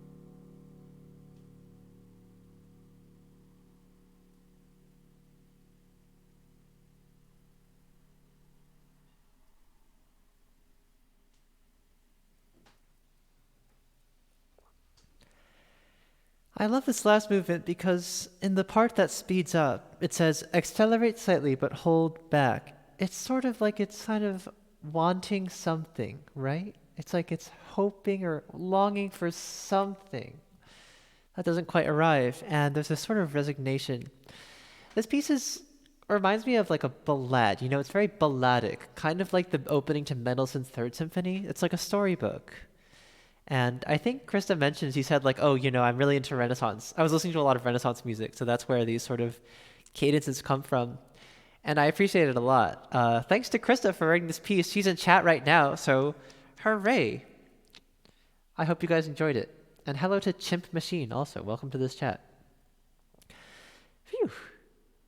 Alrighty, let's go on.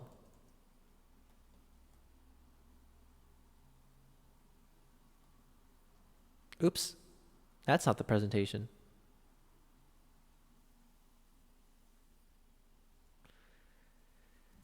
The next person I'm featuring today is my friend Karya.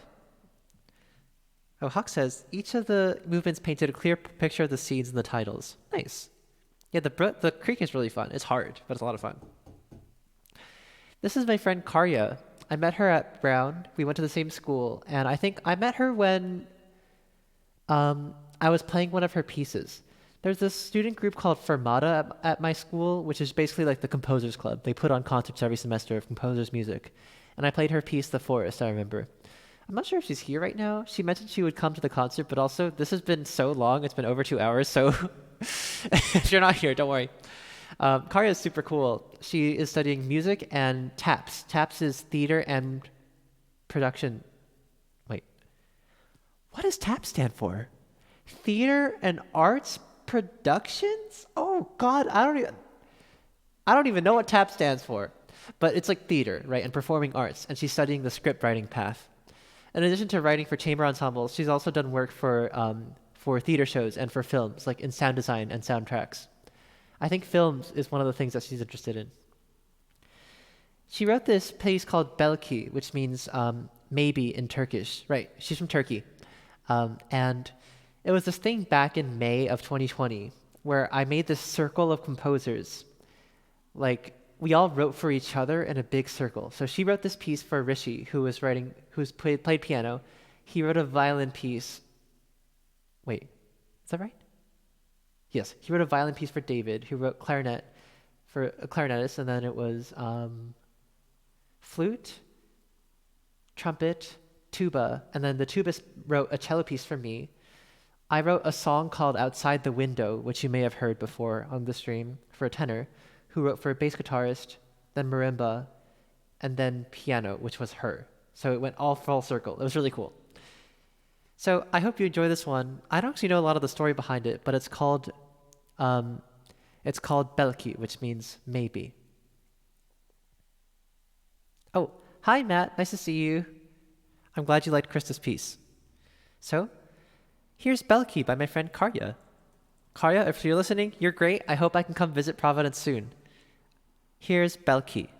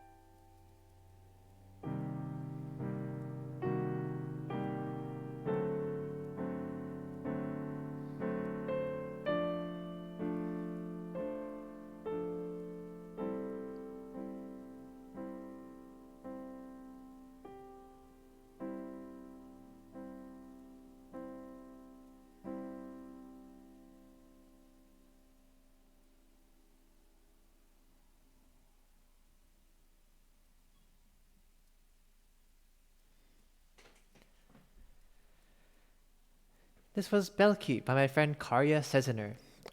Belki means maybe in Turkish. I hope you enjoyed this one. I really like this one. I think it reminds me of like Chopin and Philip Glass. You know what I mean? And a little bit of Einaudi, except like if Einaudi were actually good at composing music. Just kidding, I didn't say that. And I hope you enjoyed it. There is something a bit like cinematic about it, isn't there?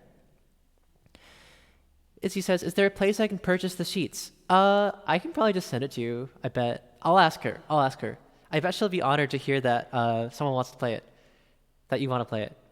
Hello to Om Nom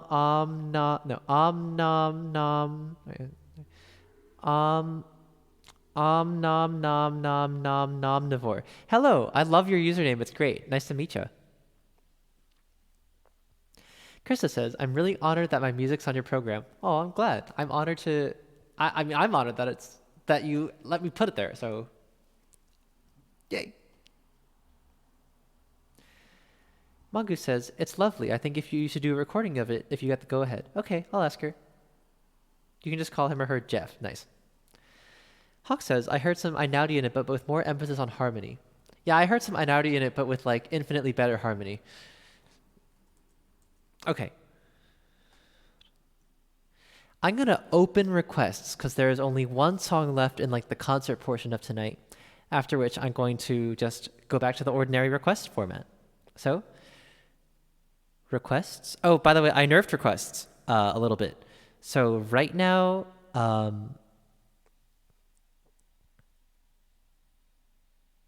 right, give me a second. Oh wait, are they active? Yes, requests are now open. I nerfed requests.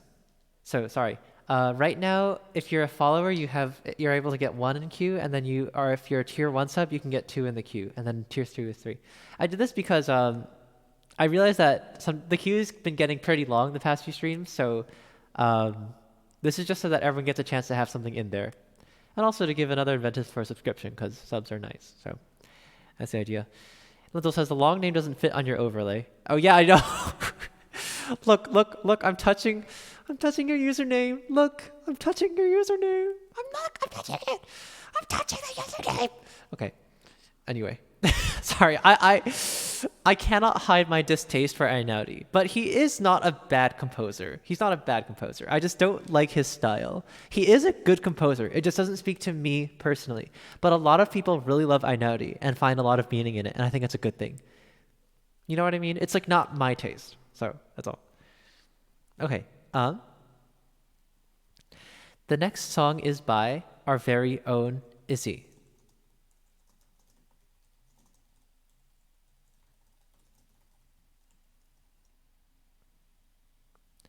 Izzy often says the story of this piece, and I always forget it. Sorry. I'm very forgetful. But this is Izzy. She doesn't have a photograph online, so I picked her Twitter profile picture. I'm playing her piece Nocturnal Unicorn, which was written in August 2020 for Egglyberts, another piano streamer that we both know. This is Nocturnal Unicorn. It's inspired by things such as Chopin Nocturnes and the song Pink Fluffy Unicorns. And it's intended to be the middle movement of what will eventually be a full unicorn sonata with a first and third movement. If you want to talk more about it in the chat, that'd be great, because I actually forgot the story behind this movement. I'm also supposed to wear a unicorn hat or onesie for this, but I don't quite have one. I should really get one. This is quite a famous piece to many people on Twitch, and I bet you've heard it on this stream or another one before. So, I hope you enjoyed it. Lentil says, are live learns included in the nerf rules? So, they're supposed to be. I'm not sure why, but for some reason, live learns break the queue rules. I'm not sure why. I'm not going to worry about it too much, though. Well, you know what? I spelled nocturnal wrong. Oops. Okay, now it's good. Anyway, thanks to Izzy for writing this piece and also for letting me play it. I appreciate it dearly, and it's so sweet and kind, and a perfect way to cap off the night of this program. Here's Nocturnal Unicorn.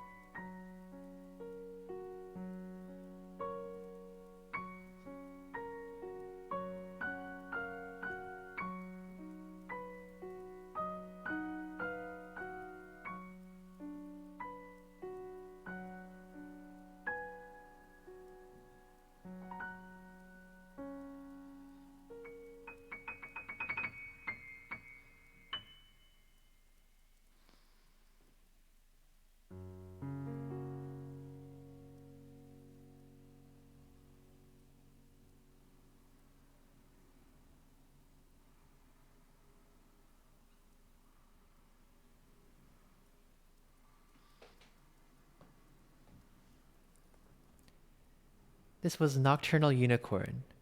Why isn't the songless bot working? Songless bot, are you there? Are you okay? Oh, here we go. That's odd. Okay, let's see. All right, it's there. Songless bot is online. Well, that was longer than I thought it would be. I thought that these 15 pieces would fit into 2 hours, but apparently I just talk a gigantic amount. So, oops. Oh well. But I hope everyone enjoyed these. First of all, let's give a round of applause to Izzy for writing this wonderful Unicorn Nocturne. I think it's so sweet, and I always enjoy playing it. And also, thank you to all of you who are here in chat. Lenzel, Configuration Queen, Izzy Paradox. By the way, the stream is not over yet. Keldon, Jeff, Zainab, Hawk, Delta, Izzy, Krista, Grax if you're here, Hawk, anyone who's around, really. Thank you all for listening. I think, so I said at the start of the stream, I thought I wanted to celebrate Women's History Month, which is March. But in reality, the best time to play music by female composers is really every month. Unfortunately, this doesn't really happen in real life. For example, I think orchestras in the 2019 to 2020 season were planning their seasons, and I think roughly 8% of works on the programs were by women. And of course, even less by women of color. This is in the US. And, we can think about, like what we see on TV, or what we hear in concerts, or what we know is popular, right? I remember I was teaching a class on Hensel and Price, and I asked the students, these were like high school kids, like, how many of you have heard a piece by a female composer? And they hadn't, they was like, we don't know, and that's okay. It's not like their fault. But it's a product of the system and the sort of like education that we've gotten, because we don't learn about these composers. We don't learn these histories. We don't learn this music. We're not taught this because people don't teach it. Musicians don't play this music. Like conductors don't conduct this music. And we can't be content to say like, oh, women didn't compose, so that's why there isn't that much music by them. That's why you don't play it. That's not true. That's not true. There were all this music written by women throughout history that we know about, and we can play it. The music is online. We can buy it. It's there. We have to look for it. We need to do the active work of doing so, because for so many decades, people ignored it, and they still do, It's Women's History Month, but we need to be thinking about women's history every month, and we need to be telling these stories by these composers all the time, instead of just in this month. And I hope I can do so on this stream. And I hope you take some of these pieces home with you, and I hope you liked some of them. I hope you discovered some new pieces and some new composers, and I hope that the one question is, what does this do for people who are alive, right? Most of these composers are dead. And exactly, as Z says, that's a circular argument. When we say not a lot of women wrote music, that wasn't true. The fact is, a lot of them just didn't have the platform to get this music performed. Florence Price wrote multiple letters to Kusevitsky, the conductor of the Boston Symphony Orchestra, asking him, would you please look at my scores? He ignored like almost every single one of them. He just ignored most of her letters until the last few. And he apparently looked at one of her scores, but he didn't play it. He didn't program it. Florence Price really wanted the recognition of the East Coast orchestras, and she never got it during her life. It wasn't until 2019 that the Boston Symphony would play any of her music. So, it is important to play this music, and it's good. It has value. It's really good. It's great. People have ignored it wrongly, and I hope that we can start doing some of the work, well, not start, but continue the work that has been done by scholars and musicians throughout history to play it and preserve it and perform it and publicize it and celebrate it. So, I hope you enjoyed this program of music by female composers. Thanks all for listening. Aww, Zainab says you're awesome. Thank you. Let's see, did I miss anything else in chat? I'm so glad that Configuration Queen is asking for Silent Noon, because I love that song. What else? Magu says, I'm in some teacher groups, and whenever people ask for general things, I always recommend non-typical composers. Yeah, if you ever catch me on r// classical music, I'm always recommending all the hipster stuff. Okay, that was fun. Let's stretch. I've been playing for 2.5 hours, and after this I'll play some requests and it'll be lit. Let's stretch together. I'm sure we all need it. Get some, kinks out of our muscles and do it in 3, 2, 1.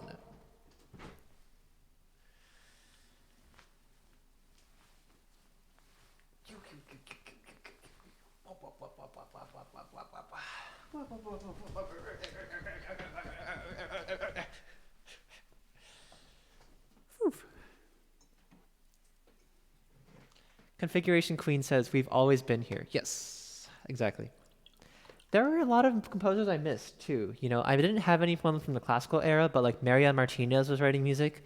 Nannerl Mozart, I think, Wolfgang Amadeus Mozart's sister, wrote quite a few piano works. I wanted to play a nocturne by Maria Simonovska, but the ending is really hard. What else could I have done? Probably had some more living composers would have been good. There's an etude by Unsuk Chin that I'd like to play, but it's really hard. What else? If Kate Soper had piano pieces, God, I would be right on them. She's so good at writing music. Oh, don't cry, Izzy. Oh. And of course, I have other friends too who I could have asked. And I want to do some more like playing music by friends on the stream. I think it'd be fun. Working with composers is cool because you can ask them like what's up with their music because they're alive. Like in Lara's piece, I was able to like send her screenshots and be like, hey Lara, is this supposed to be an A natural or an A flat? Or like, hey Lara, where does this repeat go to? And she was like, oh yeah, right here. And I was like, oh great, because Lara's alive, I can just ask her. Whereas Beethoven's dead. So if there's a textual issue, I can't ask him unless I do a seance. And I'm not good enough at necromancy yet to do that. So anyway. Meow2 says, when did you first hear about them personally? I think I didn't really pay a lot of attention to the kinds of... So now I'm like kind of doing all this like weird preaching, which I don't want to like... I don't want to look like I'm trying to like be on some higher moral ground or anything. I'm not trying to like preach or sermonize. Or maybe I am. I don't know. What am I doing? I don't want to pretend to be like woke or something, but... Or sorry, that's besides the point. But I didn't really think about this stuff for a long time until like a couple years ago, really. I think the first piece I played by a female composer was Clara Schumann's Piano Trio, which I played in middle school, and it's very sweet. I only did the second movement, but it's very, very good. And then I also played Ellen Toft Zwilij's piece Lament for cello, and that's very sad and really good. And I first heard about Florence Price in sophomore year of college when I took a theory class. And we were studying sonata form, and we had a TA who gave us her first symphony. And I was like, oh, this is really cool. I'd never heard of this person. That TA's... do I want to play my fugue, says Izzy Paragraphs? Yes, send it to me. You also play the trio, says Izzy. Nice.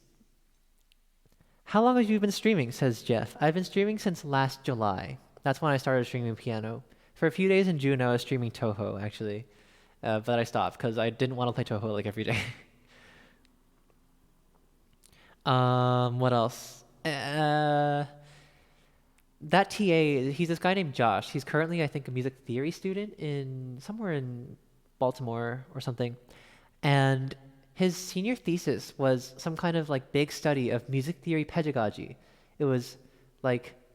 I think he studied like all these textbooks and found that, of these leading music theory textbooks, I think they had like 0 examples by female composers. And so his thesis was about like finding music theory examples by female composers because you can teach those, right?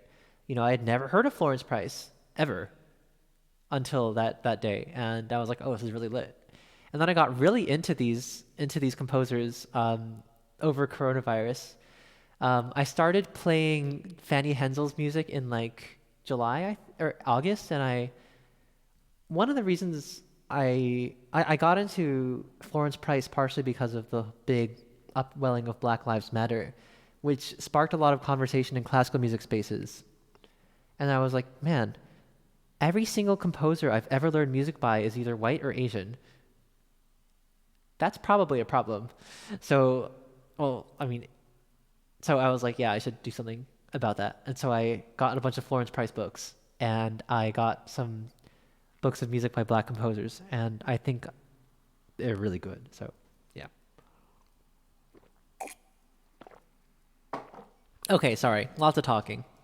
I'm also really happy when people say I heard about, like Hawk says, I heard about Florence Price from Suikun because I'm glad. It means that I am talking about these people and people are learning about them, which is cool.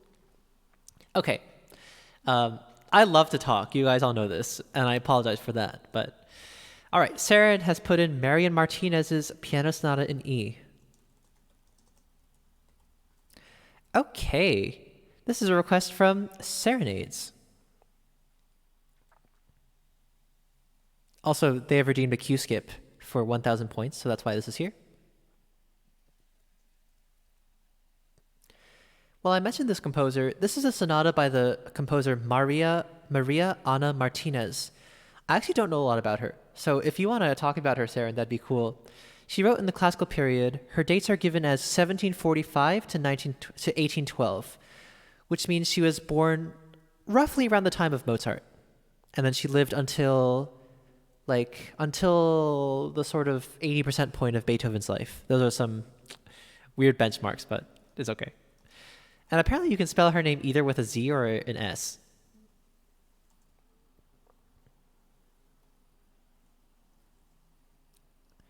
All right, time to do some sight reading.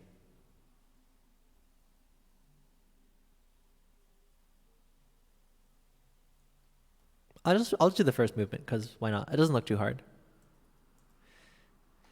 Izzy says, I'm going to go visit Kay. Thanks for the lovely concert, and I'm going to be back for the end of stream. Bye, Izzy. Tell Kay I said hi. What's he doing? Saren says, Martinez was a pupil of Haydn. Oh, cool. All right.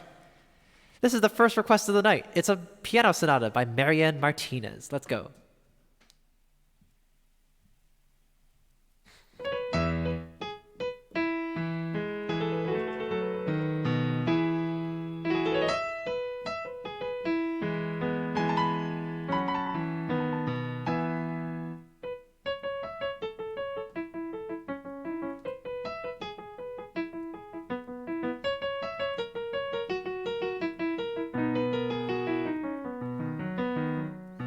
Let's try that again. There we go.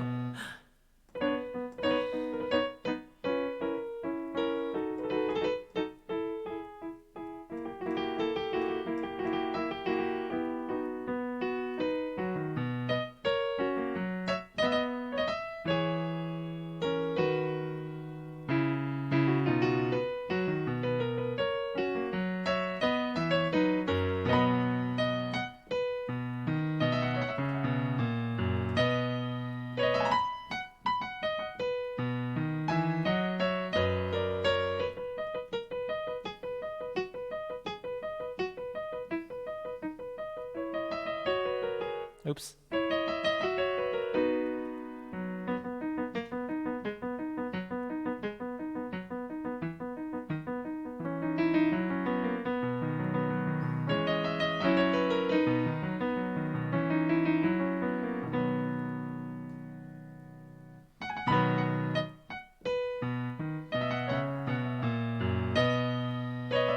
Oops.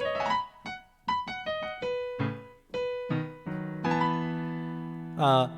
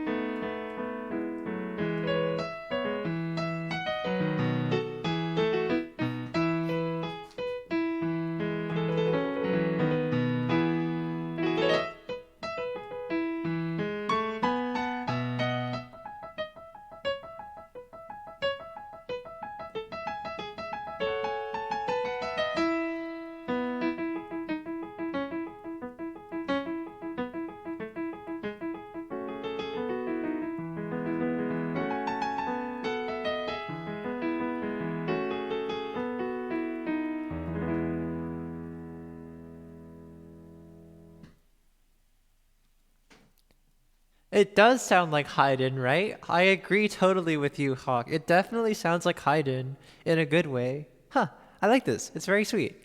Huh. I will admit, I'm not usually super into like classical era music. That's not like my favorite. Um, I like late Mozart, but still I like this one. It's very sweet and very, really cute. And I like this figure. It's a lot of fun to play. And yeah, that was cool. All right. Maybe I should have done this for the program because honestly it was pretty sight readable. Oh well. Let's see.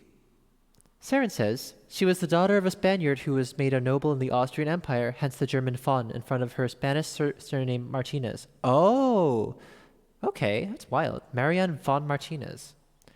That cheerful smile, as Magu says, yes. Hi, Elias. Thank you for the raid. How are you?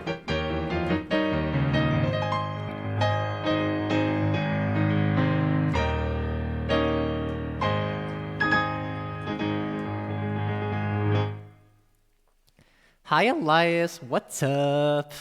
How's it going? Let me give a quick shout out to Elias Schwartzman. Elias is another streamer on Twitch who plays the violin both in the classical style and in the fiddle style. He can also play things from like movies and video games, and he's very, very friendly and chill. He was one of the first music streamers I found on Twitch, and I think the very first or second stream I was like, can you play the partita? He was like, yeah, and then he just did it, and it was great. So he's super cool. Definitely go say hi. Zainab says, I need to head out and practice soon. Haven't had time to practice all week. Thanks for the lovely music and conversation. Thank you for being here, Zainab, and thanks again for the raid. I regret that I couldn't play a song of your request because of the big concert, but next time you're here, I'll give you a free cue bump, okay, Zainab? I'll see you around. Have fun practicing. I practiced a lot the last few days. I'm going to take a break from the piano tomorrow, I think, or at least a break from practicing, because I went pretty hard to prepare this concert. Ryan says, what's going on, Suikun? I love your piano tie. Thank you. Don't look at it too closely. How's it going? Jeff also says, I need to sleep a bit more at 4 a.m. Thanks for the music and good night. Good night, Jeff. Yeah, you should definitely get some rest. Go to sleep. Go get some shut-eye. I hope I see you around. Good night, Zainab. Also, I'll see ya. All right. The next song is Nobody by Mitski. Yes. You know, if I could do this program again, I would have... Well, if this program could last like all night, I would also include like Mitski. I would include like Billie Holiday. I would include like, you know, Yoko Kanno. I would include the composer for Kingdom Hearts and play a Kingdom Hearts song. Because these are all female composers too. And I do regret a little bit that I sort of like fenced off the classical genre from everything else, when really that isn't how it should be. But also whatever. I did it. It's fine. This is Nobody by Mitski. And Elias, if there's anything you want to hear, let me know and I'd be happy to bump it up. Elias says, I'll be listening as I make food. Nice. Enjoy your food. This is Nobody by Mitski. Mitski actually came to my school and gave a concert, and it was awesome. She's so cool. God, I want to be her friend.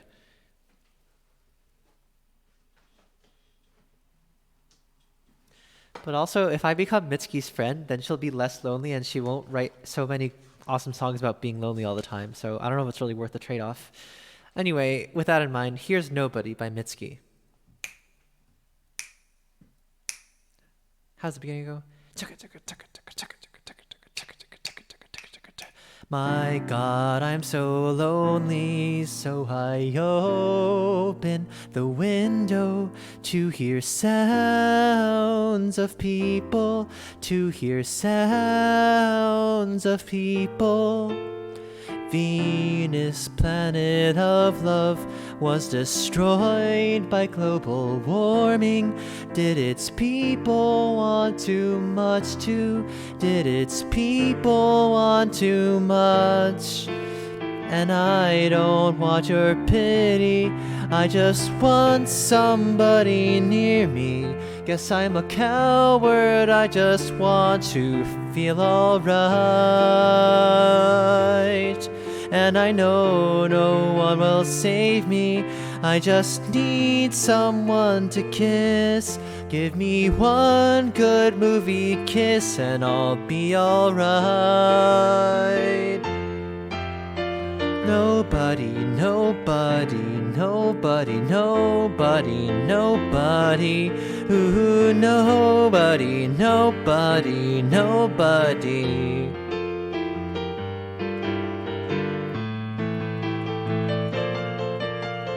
I've been big and small, and big and small, and big and small again, and still nobody wants me, and still nobody wants me, and I know no one will save me. I'm just asking for a kiss. Give me one good honest kiss and I'll be alright. Nobody, nobody, nobody, nobody, nobody. Ooh, nobody, nobody, nobody, nobody. Nobody, nobody, nobody, nobody, nobody, nobody. Ooh, nobody, nobody, nobody. Nobody, nobody, nobody, nobody, nobody, nobody. Ooh, nobody, nobody, nobody, nobody, nobody. Nobody,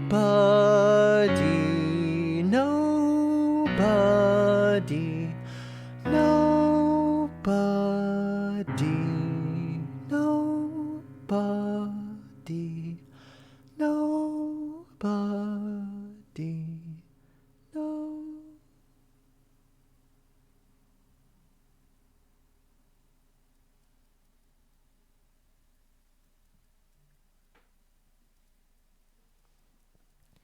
My friend Kelly is a really big Mitsuki fan, and so when we found out Mitsuki was coming to our school, she was super excited. And after the show, we were talking and she was like, Julia and I was standing on the front row and then Mitsuki like stared right into my eyes for like 20 seconds. And I was like, oh my God, that's so cool. So I wish Mitsuki would stare into my eyes for 20 seconds. Anyway, I hope you enjoyed Nobody. First song of the night. I guess that cow warm-up really came in handy.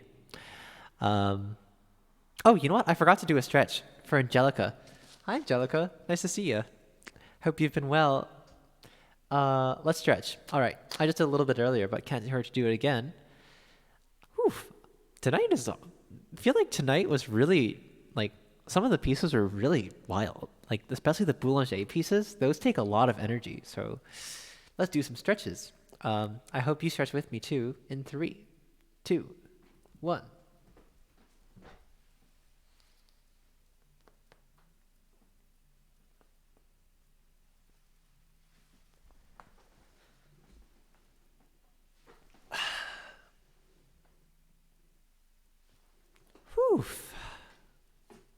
Okay. Ryan says, bravo. Thank you. Let me give you a quick shout out too. I regret that I can't make more of your streams. I think we stream at relatively similar times, which is just too bad. But scheduling is hard. That E-flat guy is Ryan. He's a musician and music teacher. On Twitch, he streams himself playing the piano and singing. Do you play guitar too? Yes, right? He's pretty cool, and I really like his music. He sang It's the End of the World as We Know It a while ago, and it was really fun. I kind of want to try singing that song, so maybe I should do it as a live learn. If you want to hear me try it, I'd be happy to, because I just really like that song. Anyway, that's okay. I'm glad you're here now, and I'll definitely come and say hello another time. I hope I can soon. Thank you for saying hello today. You do? Okay, good. The next song is a nocturne by Edvard Grieg. I played this because I think Saren requested it a while ago, and it's really good. Is it this one? I forgot. Oh, here it is. It's a tough one to sing. It is. I used to go to a summer camp where It's the End of the World as We Know It was one of the really popular songs. There was a summer camp I went to where there was like a set of songs that were the canon. Like there were the traditional songs that would get played every weekend at the dances. And that was one of them. And so the dance for that one is that everyone like grabs hands and like is in this big chain of people and they all run around really fast. It's really fun. So I know Saren didn't. Oh wait, I keep thinking Saren requested this one originally. It's Mongoose who introduced this one to me, but Lenzel is requesting it now. It's a nocturne by Edvard Grieg, the Norwegian composer. He was a friend of Agatha Bacher Grøndahl, who we mentioned earlier today. Hi Dornelles, nice to see you again. I think I saw you earlier today. How's it going? I hope you enjoy this nocturne by Edvard Grieg. I really like this one, so hope you like it too. Let's go.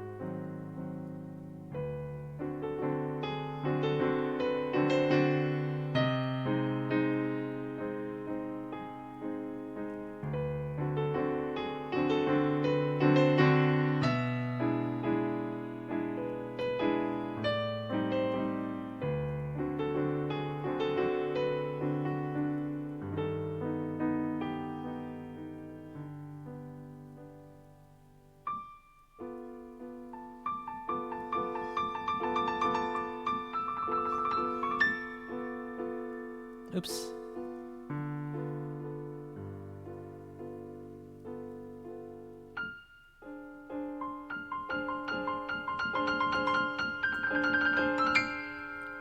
Oh, wait.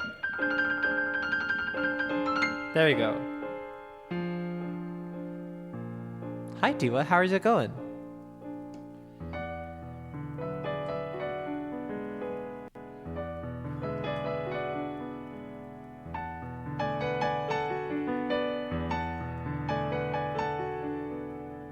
Oops, that was too loud.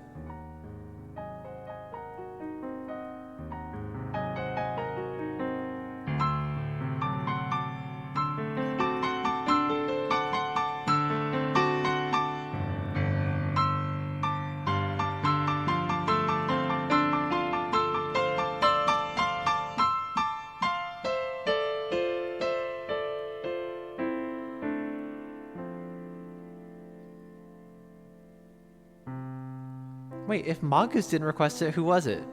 Huh? I swear. Huh? Was it Lenzel? Oops.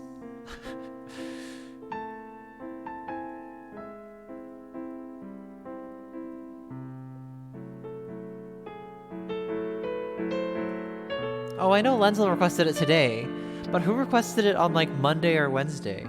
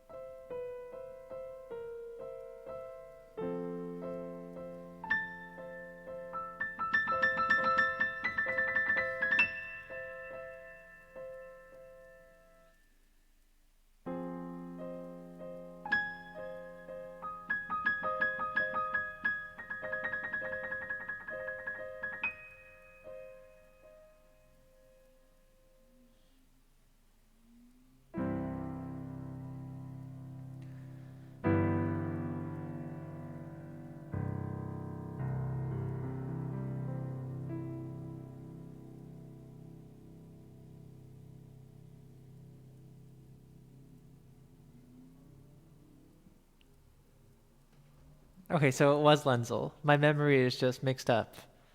Blech. Oh, sorry. That startled me. I hope that didn't startle you. This was a nocturne by the Norwegian composer Edvard Grieg. He's a composer who's famous for stuff like this. So, yeah.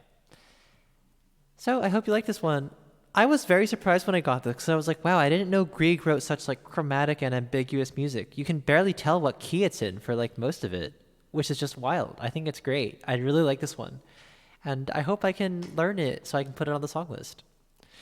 Hello to String Player Gamer. How are you? Clara Schumann's Ghost. True.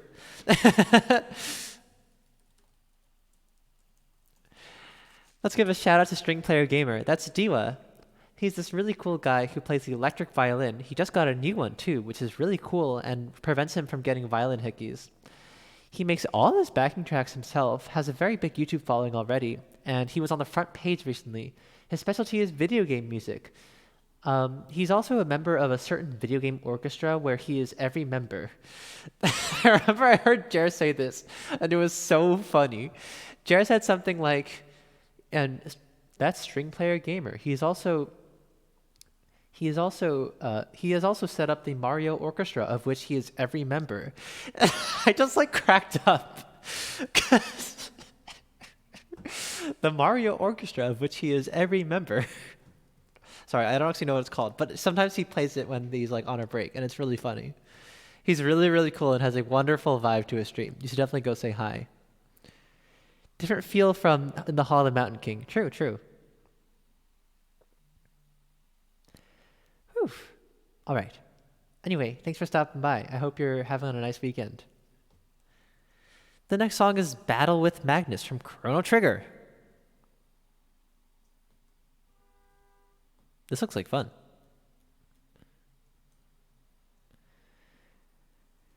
Alrighty, Chrono Trigger. Battle with Magus. I don't know who Magus is, nor do I know almost anything about Chrono Trigger. I only know that one song. So, yeah.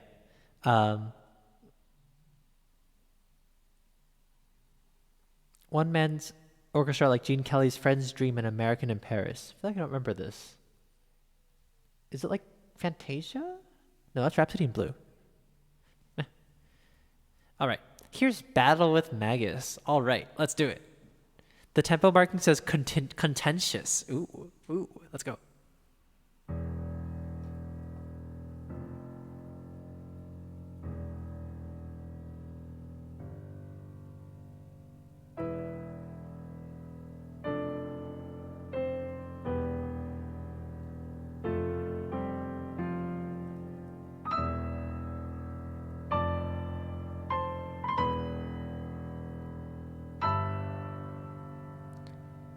Uh-oh, it gets a lot faster. Uh-oh.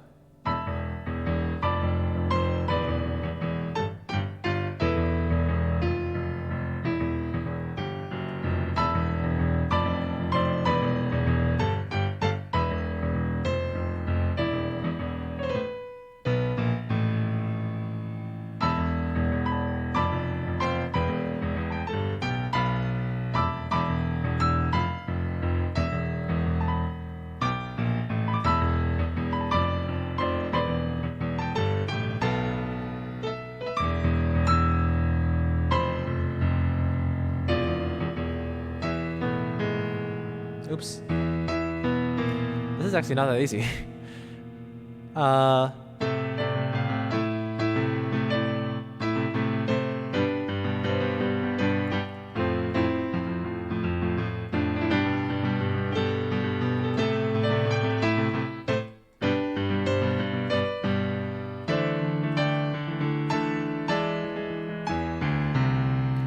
Oh no, mixed meters.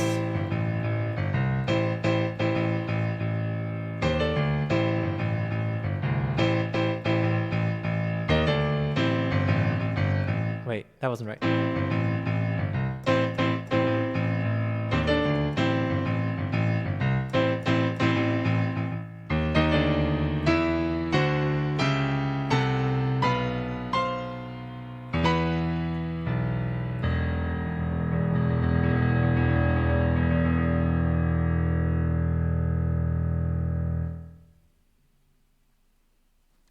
That was fun. I really liked the mixed meter part. The part towards the end is in 5/8 and 7/8 alternating.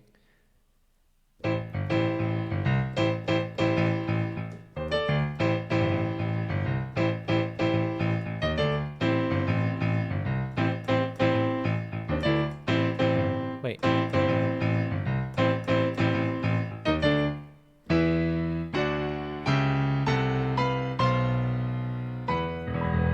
That was fun. Ooh, I liked that. Thanks to Mongoose for the request. This was Battle with Magus from Chrono Trigger. Nice. Mongoose says, is there a good place to share links by any chance? Yes there is. Oh, I totally forgot to plug this Discord all night. I should really have like one of those timer things. I have a Discord server. It's a nice place to stop by and say hello, talk about memes and music and food and how our days went, and also a good way to get notified for when I go live. You can join it by clicking that Discord link in the chat over there. Another way to get notified, of course, is to click the follow button too. It's that heart-shaped thing. Thanks to Mongoose for making the wee-woo counter go up a little. There was a really loud siren earlier today. What's louder than that? Oh, right, there was a fire truck that came into our apartment complex. But don't worry, I don't think anything really bad happened. Let's see. Microsoft bought Discord? Oh, no. Uh-oh, I think that's a bad thing. Adam daydreams he is performing Gershwin's concerto for a gala. As the scene progresses, he's also the conductor and all the members of the orchestra and enthusiastic audience member. Nice, that's great. Oh, wait, is this like the movie American and wait. Because I thought it was just... Oh, there's a film. I didn't even know there was a movie. Wow, okay, cool. Okay. I didn't know there was a movie of it. That's great. The next song is by Rafe Vaughan Williams. I haven't done this in ages, by the way, so it'll be a little rusty. I learned this song back in, I think, summertime when I was doing a stream based on summer. Apparently the last time I sung this song was 5 months ago. So,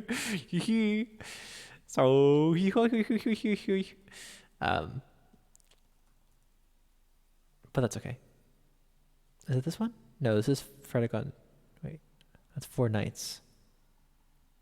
I really like this song, though. Okay. This song is called Silent Noon. It's about a lovely summer afternoon, and the words are by a poet named Dante Gabriel Rossetti. His wife, Christina Rossetti, wrote this gigantic poem called Goblin Market. He himself was also a poet. Nothing to do but... Oh, and Vaughan Williams was a British composer. He lived from 1870 to 1950, roughly. And this is one of his songs. I really like this one, and I hope you enjoy it too. Here's Silent Noon by Rafe. Yes, you pronounce it Rafe, not Ralph. I don't know why. By Rafe Vaughan Williams. And thanks to Configuration Queen for the request.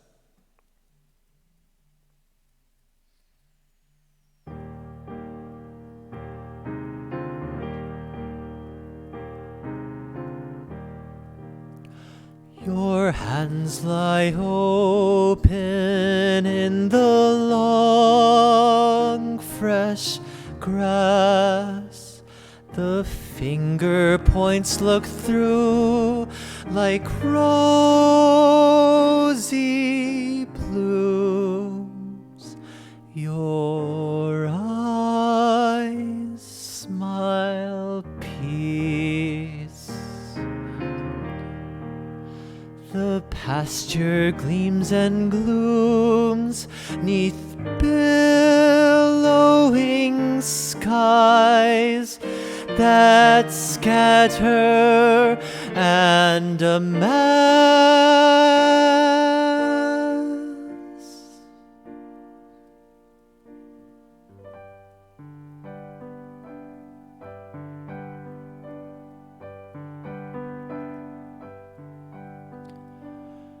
All around our nest, far as the eye can pass, Our golden kingcup fields with silver edge, where the cow parsley skirts the hawthorn hedge.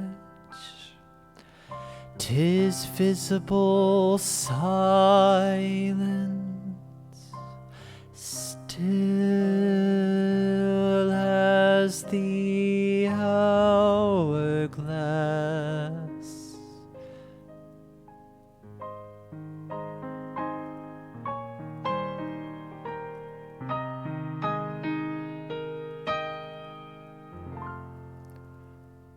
Deep in the sun-searched growths, the dragonfly hangs like a blue thread loosened from the sky.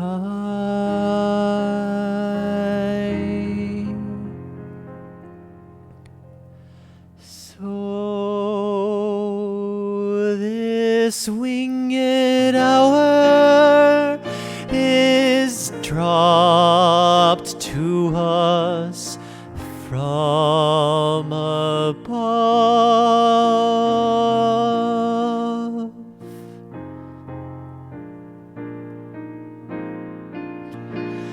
Oh, clasp we to our hearts for deathless tower, this close companion in articulate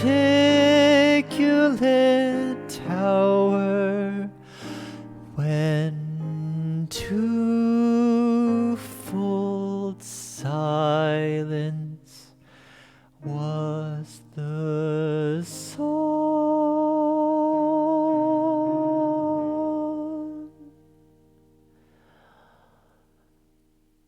The song of love.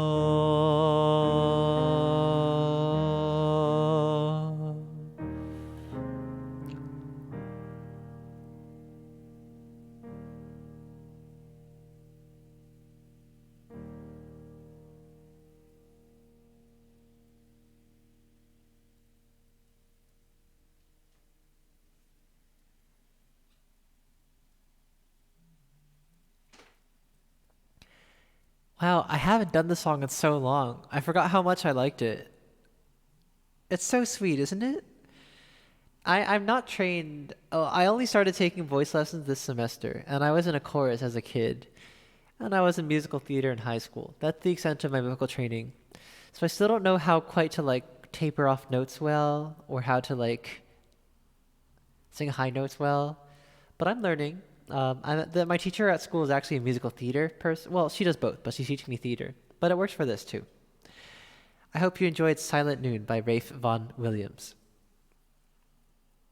So pretty, says Lenzel.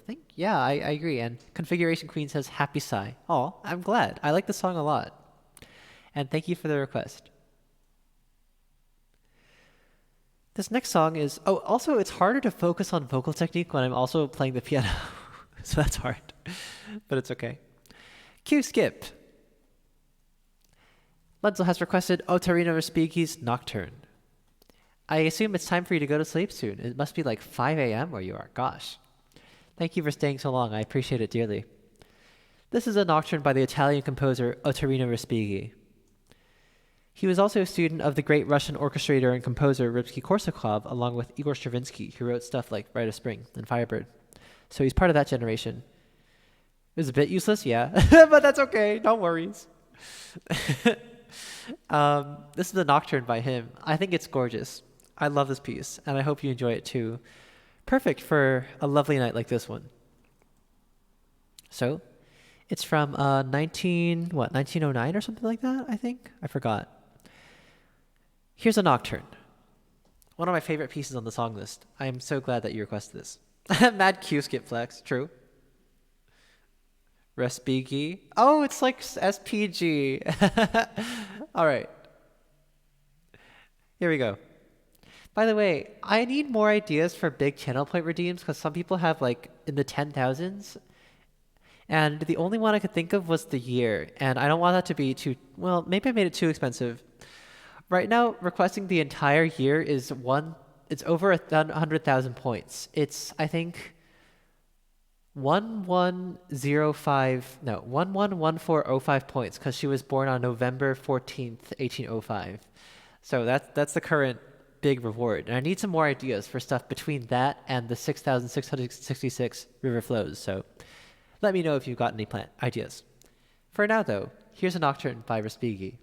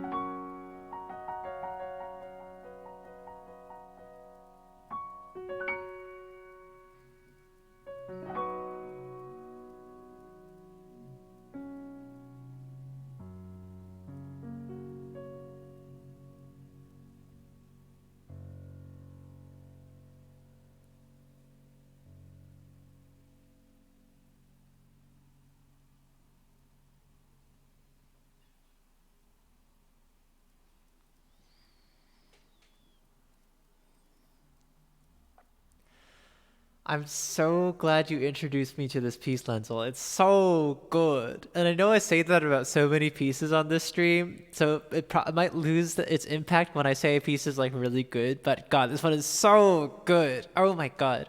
Nocturnes are great. I agree. You know, there's this Nocturne, which is really good. That Greek Nocturne, I think the more I play it, the more I'll like it. The Amy Beats Nocturne is God tier. Of course, there are all these great Chopin Nocturnes. There's the Hensel Nocturne. I want to learn the Barber Nocturne.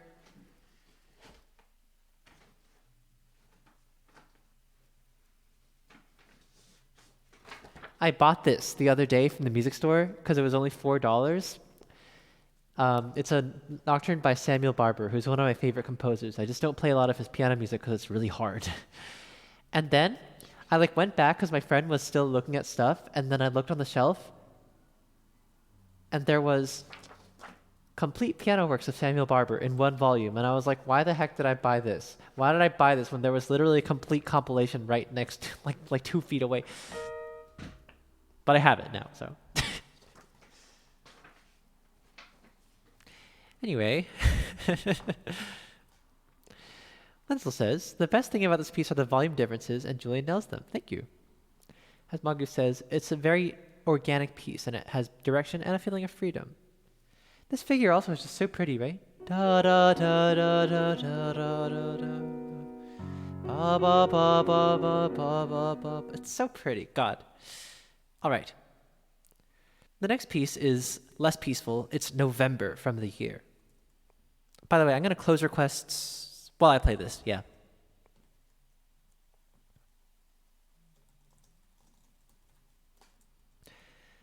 Oof. It's 11:28. Time really flies, huh? Good night, Lenzel. Thank you for stopping by. It's always a joy and a pleasure, and I hope you rest well. See you around. Whew. Okay. This is Fanny Hensel's November. We talked about Fanny Hensel earlier today. This is from her piece The Year, which she wrote as a Christmas present to her husband Wilhelm in 1841. It's a whole cycle of 12 months from January to December and one postlude. And I think this is my favorite movement. December is about Christmas. It's about rebirth. And in that case, November is about death. There's a little pencil drawing for each month of the year, and this one has a priest staring kind of solemnly at a grave. And the beginning of this is like a funeral march, and then it becomes something even greater. There's a poem for this one. It's from a poem by Ludwig Tieck, and it says, "How the trees stir, so wintry already. Dreams of life fly from here. A lament resounds through hill and forest."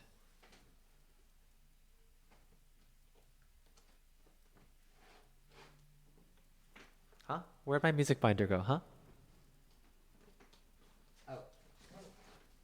I found it. All right. This one did not win the poll earlier, but looks like it's making an appearance. Here's November by Fanny Hensel.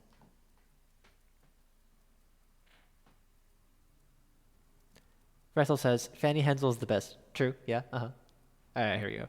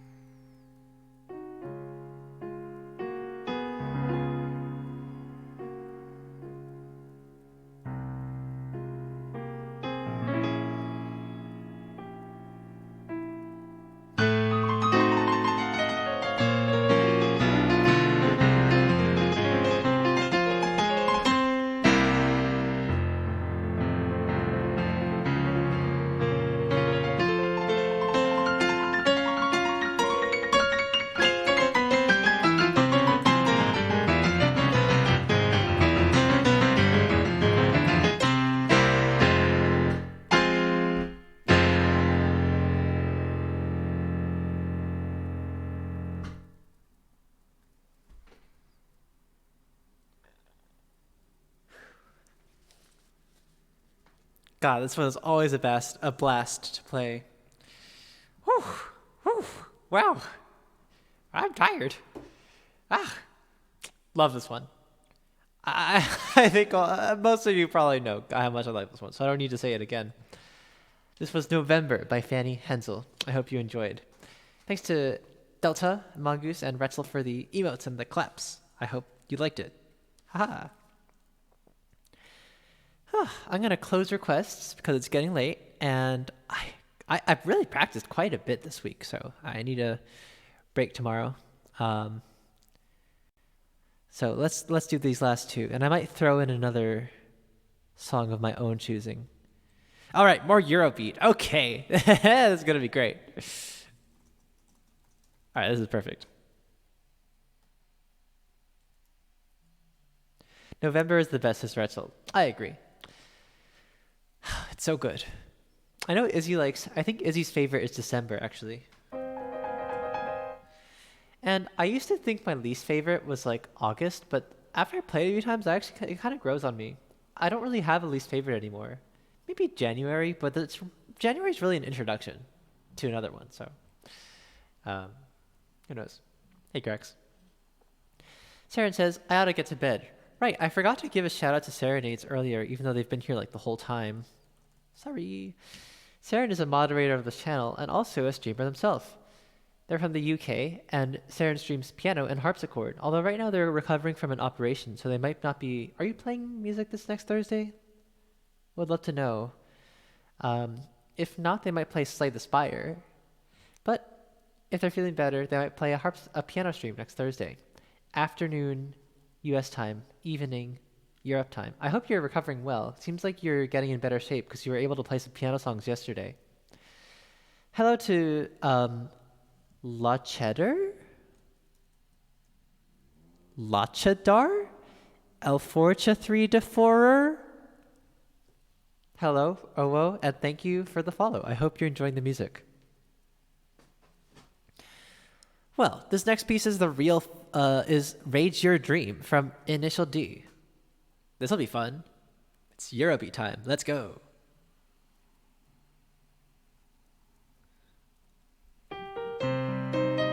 Oops, I messed up.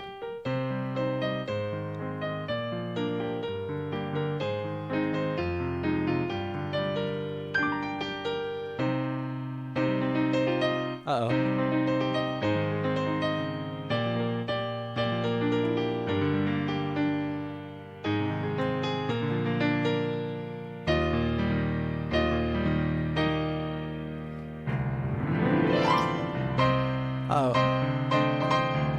This is hard. Wait. There we go.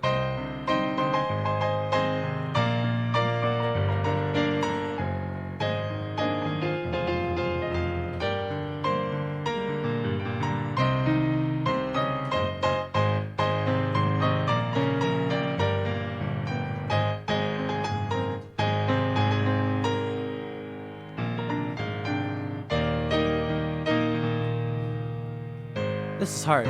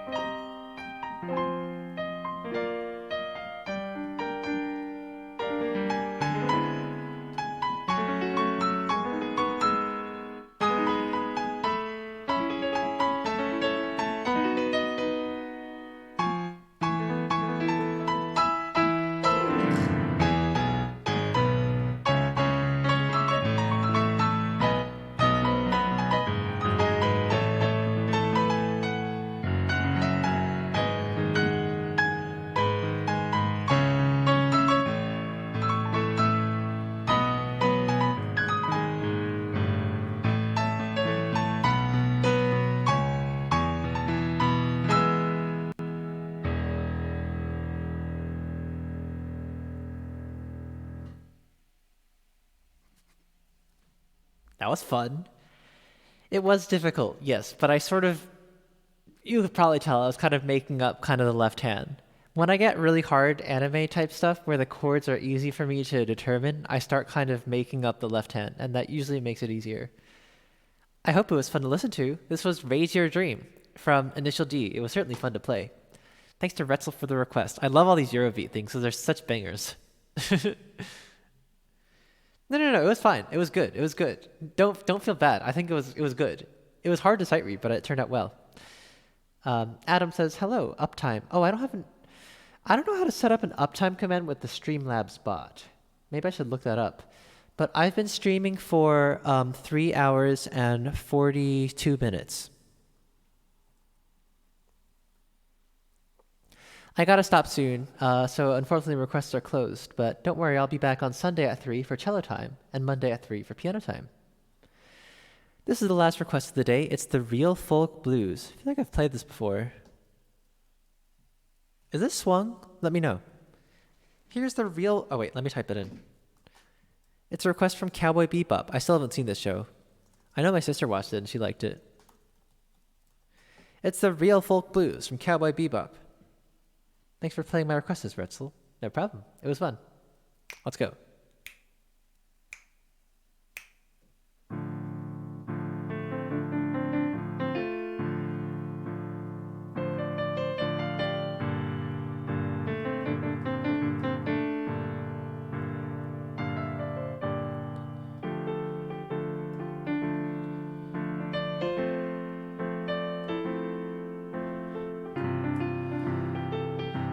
My friend messaged me and says, bro, you gotta watch Cowboy Bebop.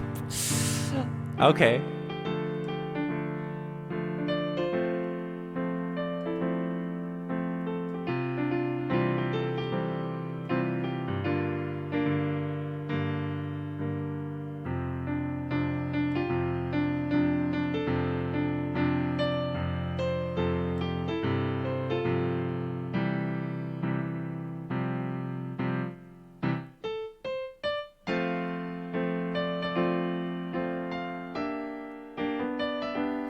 Oh no, there were no flats in the signature the whole time. Oops. Well, can't go back to the past and fix that mistake. Just gotta keep going forward.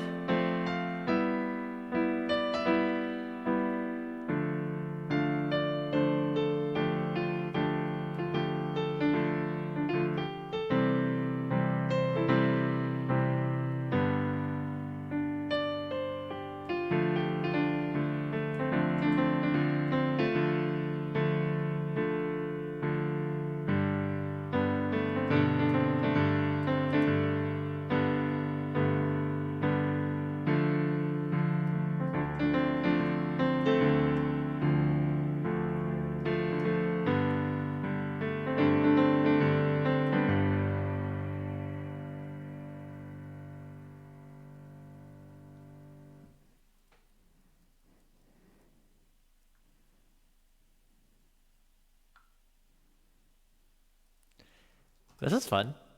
Was it? I hope it was supposed to be swung. I totally did not read the key signature properly, so there were some weird flats probably earlier on, but that's okay. Hope you enjoyed the Real Folk Blues from Cowboy Bebop. Nice. Magu says, your friend is wise. You do need to watch it. Okay. Right now I'm finishing Gintama.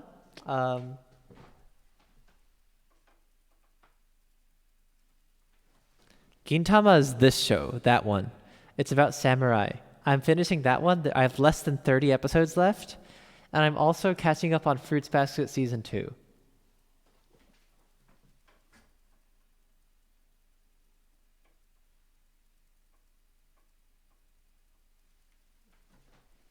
You get a bit of a peek at all my posters.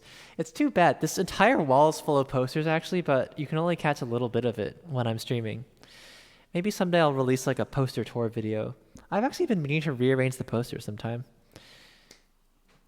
Magu says, I need to find a version of this with a vocal part. Ooh, if you did, I would definitely do it. I was thinking of doing an extra, but I'm pretty tired. I'm just gonna do the end song, which as usual is Love Like You.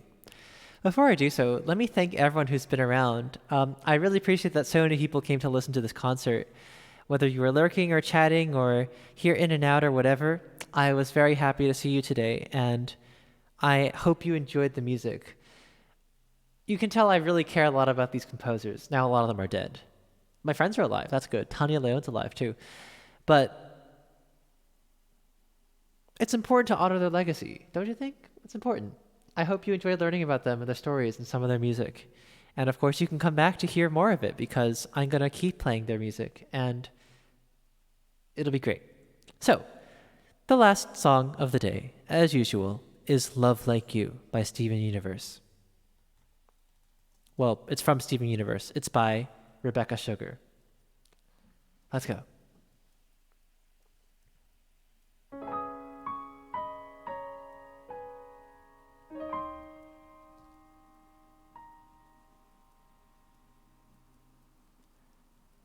If I could begin to be half of what you think of me, I could do about anything. I could even learn how to love.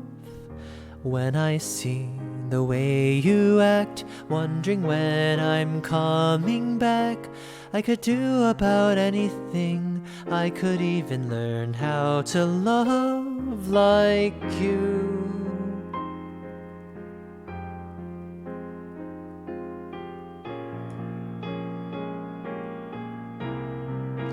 Love like you.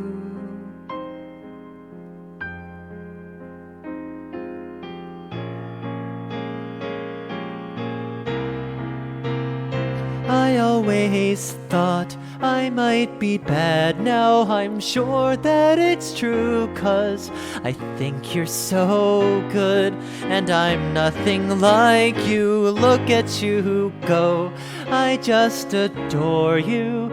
I wish that I knew what makes you think I'm so special.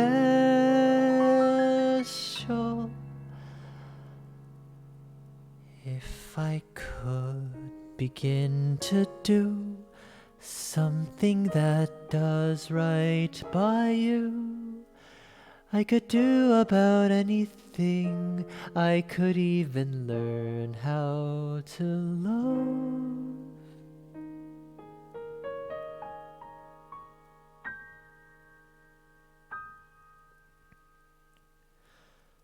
When I see the way you look, shaken by how long it took, I could do about anything. I could even learn how to love like you.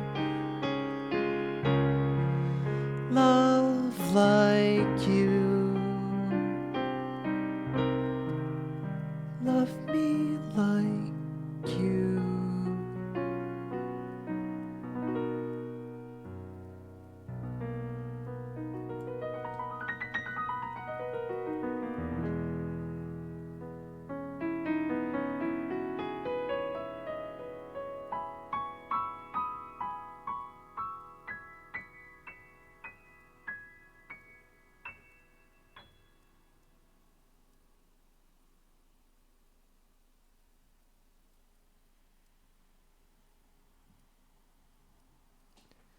If you recognize which song that was, that little thing at the end, if you recognize which piece that was from tonight, you get a gold star. All right. Hi, Don George Z. Nice to see ya. Thanks for stopping by. Today was really fun. I was really, really happy today with all the music I got to play and all the friends I got to see. Thank you to everyone who stopped by. Thanks of course to Lara, Krista, Izzy, and Karya, my friends, for letting me use their music today. I got a few rates today, so thanks to Nat Alien 25. She's a guitarist and singer who stopped by earlier today, and she's very friendly and a great musician. Let's thank also, who was second? Zeynep, who is ZD Major 7. She's a pianist, singer, and recorder player who's part of the Washington Metropolitan Gamer Symphony Orchestra, which is wild. And she's really lovely and friendly and always kind and supportive, so I appreciate that. And of course, thanks to Elias Schwartzman, who rated later in the night. He's a violinist, fiddler, and guitarist. Sometimes he sings, and sometimes his cats show up and are really cute too. Thanks to you for your support as well. As a reminder, I have a Discord server. It's a nice place to hang out and say hello to friends and chat and stuff, so please go say hello there if you enjoyed the music today, if you haven't joined it already. I'll see you all again on Sunday at 3 for cello time, Monday at 3, and Wednesday at 8 for piano time, all times Eastern. I hope you guys enjoyed the music today. It was really special for me to be able to share all these musics and all these stories with you. And thanks to Hitomi, my homie, for the follow. I feel like you're already following, or am I just imagining that? Anyway, we're going to go say hello to Deathbringer, who is having an interview with Targus right now. So this time I hope they're not like about to end like the compliments and Mike were. Hopefully they're still going to go on for a little while. Deathbringer had me on his show a while, I think 2 weeks ago. It was really fun. And I hope that we get some good, funny stuff out of him and Targus, who are two streamers I really like a lot. Oh, and also, just as an announcement, 2 things. 1, if you're a Twitch musician or just a Twitch viewer and you play an orchestral instrument, let me know. I'm looking for players for a project. 2nd, 2 weeks from now, April 9th, is the birthday of Florence Price. It will be her 134th birthday. So I'll be doing something to celebrate on stream. Not sure what yet, but of course it'll involve her music and it'll be great. So stay tuned. 2 weeks from now, that's Florence Price's birthday. Thanks to Angelica for the reminder to hydrate and to stretch. Oof, and we're going to say hello to Deathbringer and Targus. So here's the raid call. Suikun Yay, Suikun Heart, Suikun Fire, Suikun Rock. Hi Deathbringer, hi Targus. Play a reduction of one of her symphonies. Yes, not the whole symphony. I was going to make a reduction of the slow movement from Symphony 3. Her symphonies can be hard to reduce because sometimes the counterpoint gets too difficult. And also it's just a lot of work to do all the reductions. But, I could do a talk based. That's such a good idea. That's a great idea. Oh. I need to do a presentation for class, so it's good practice too. All right, anyway. So here's the raid call. You can copy and paste that, and we're going to say hello to Deathbringer and Targus. I don't think they're wrapping up. I think they're still going, so that's good. It's good. Here we go. Until next time, make sure you try and hydrate. Make sure you... Wait, did it work?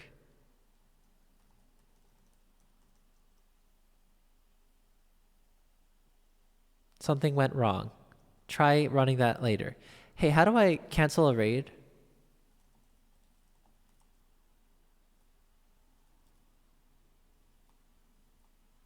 Okay, I did it.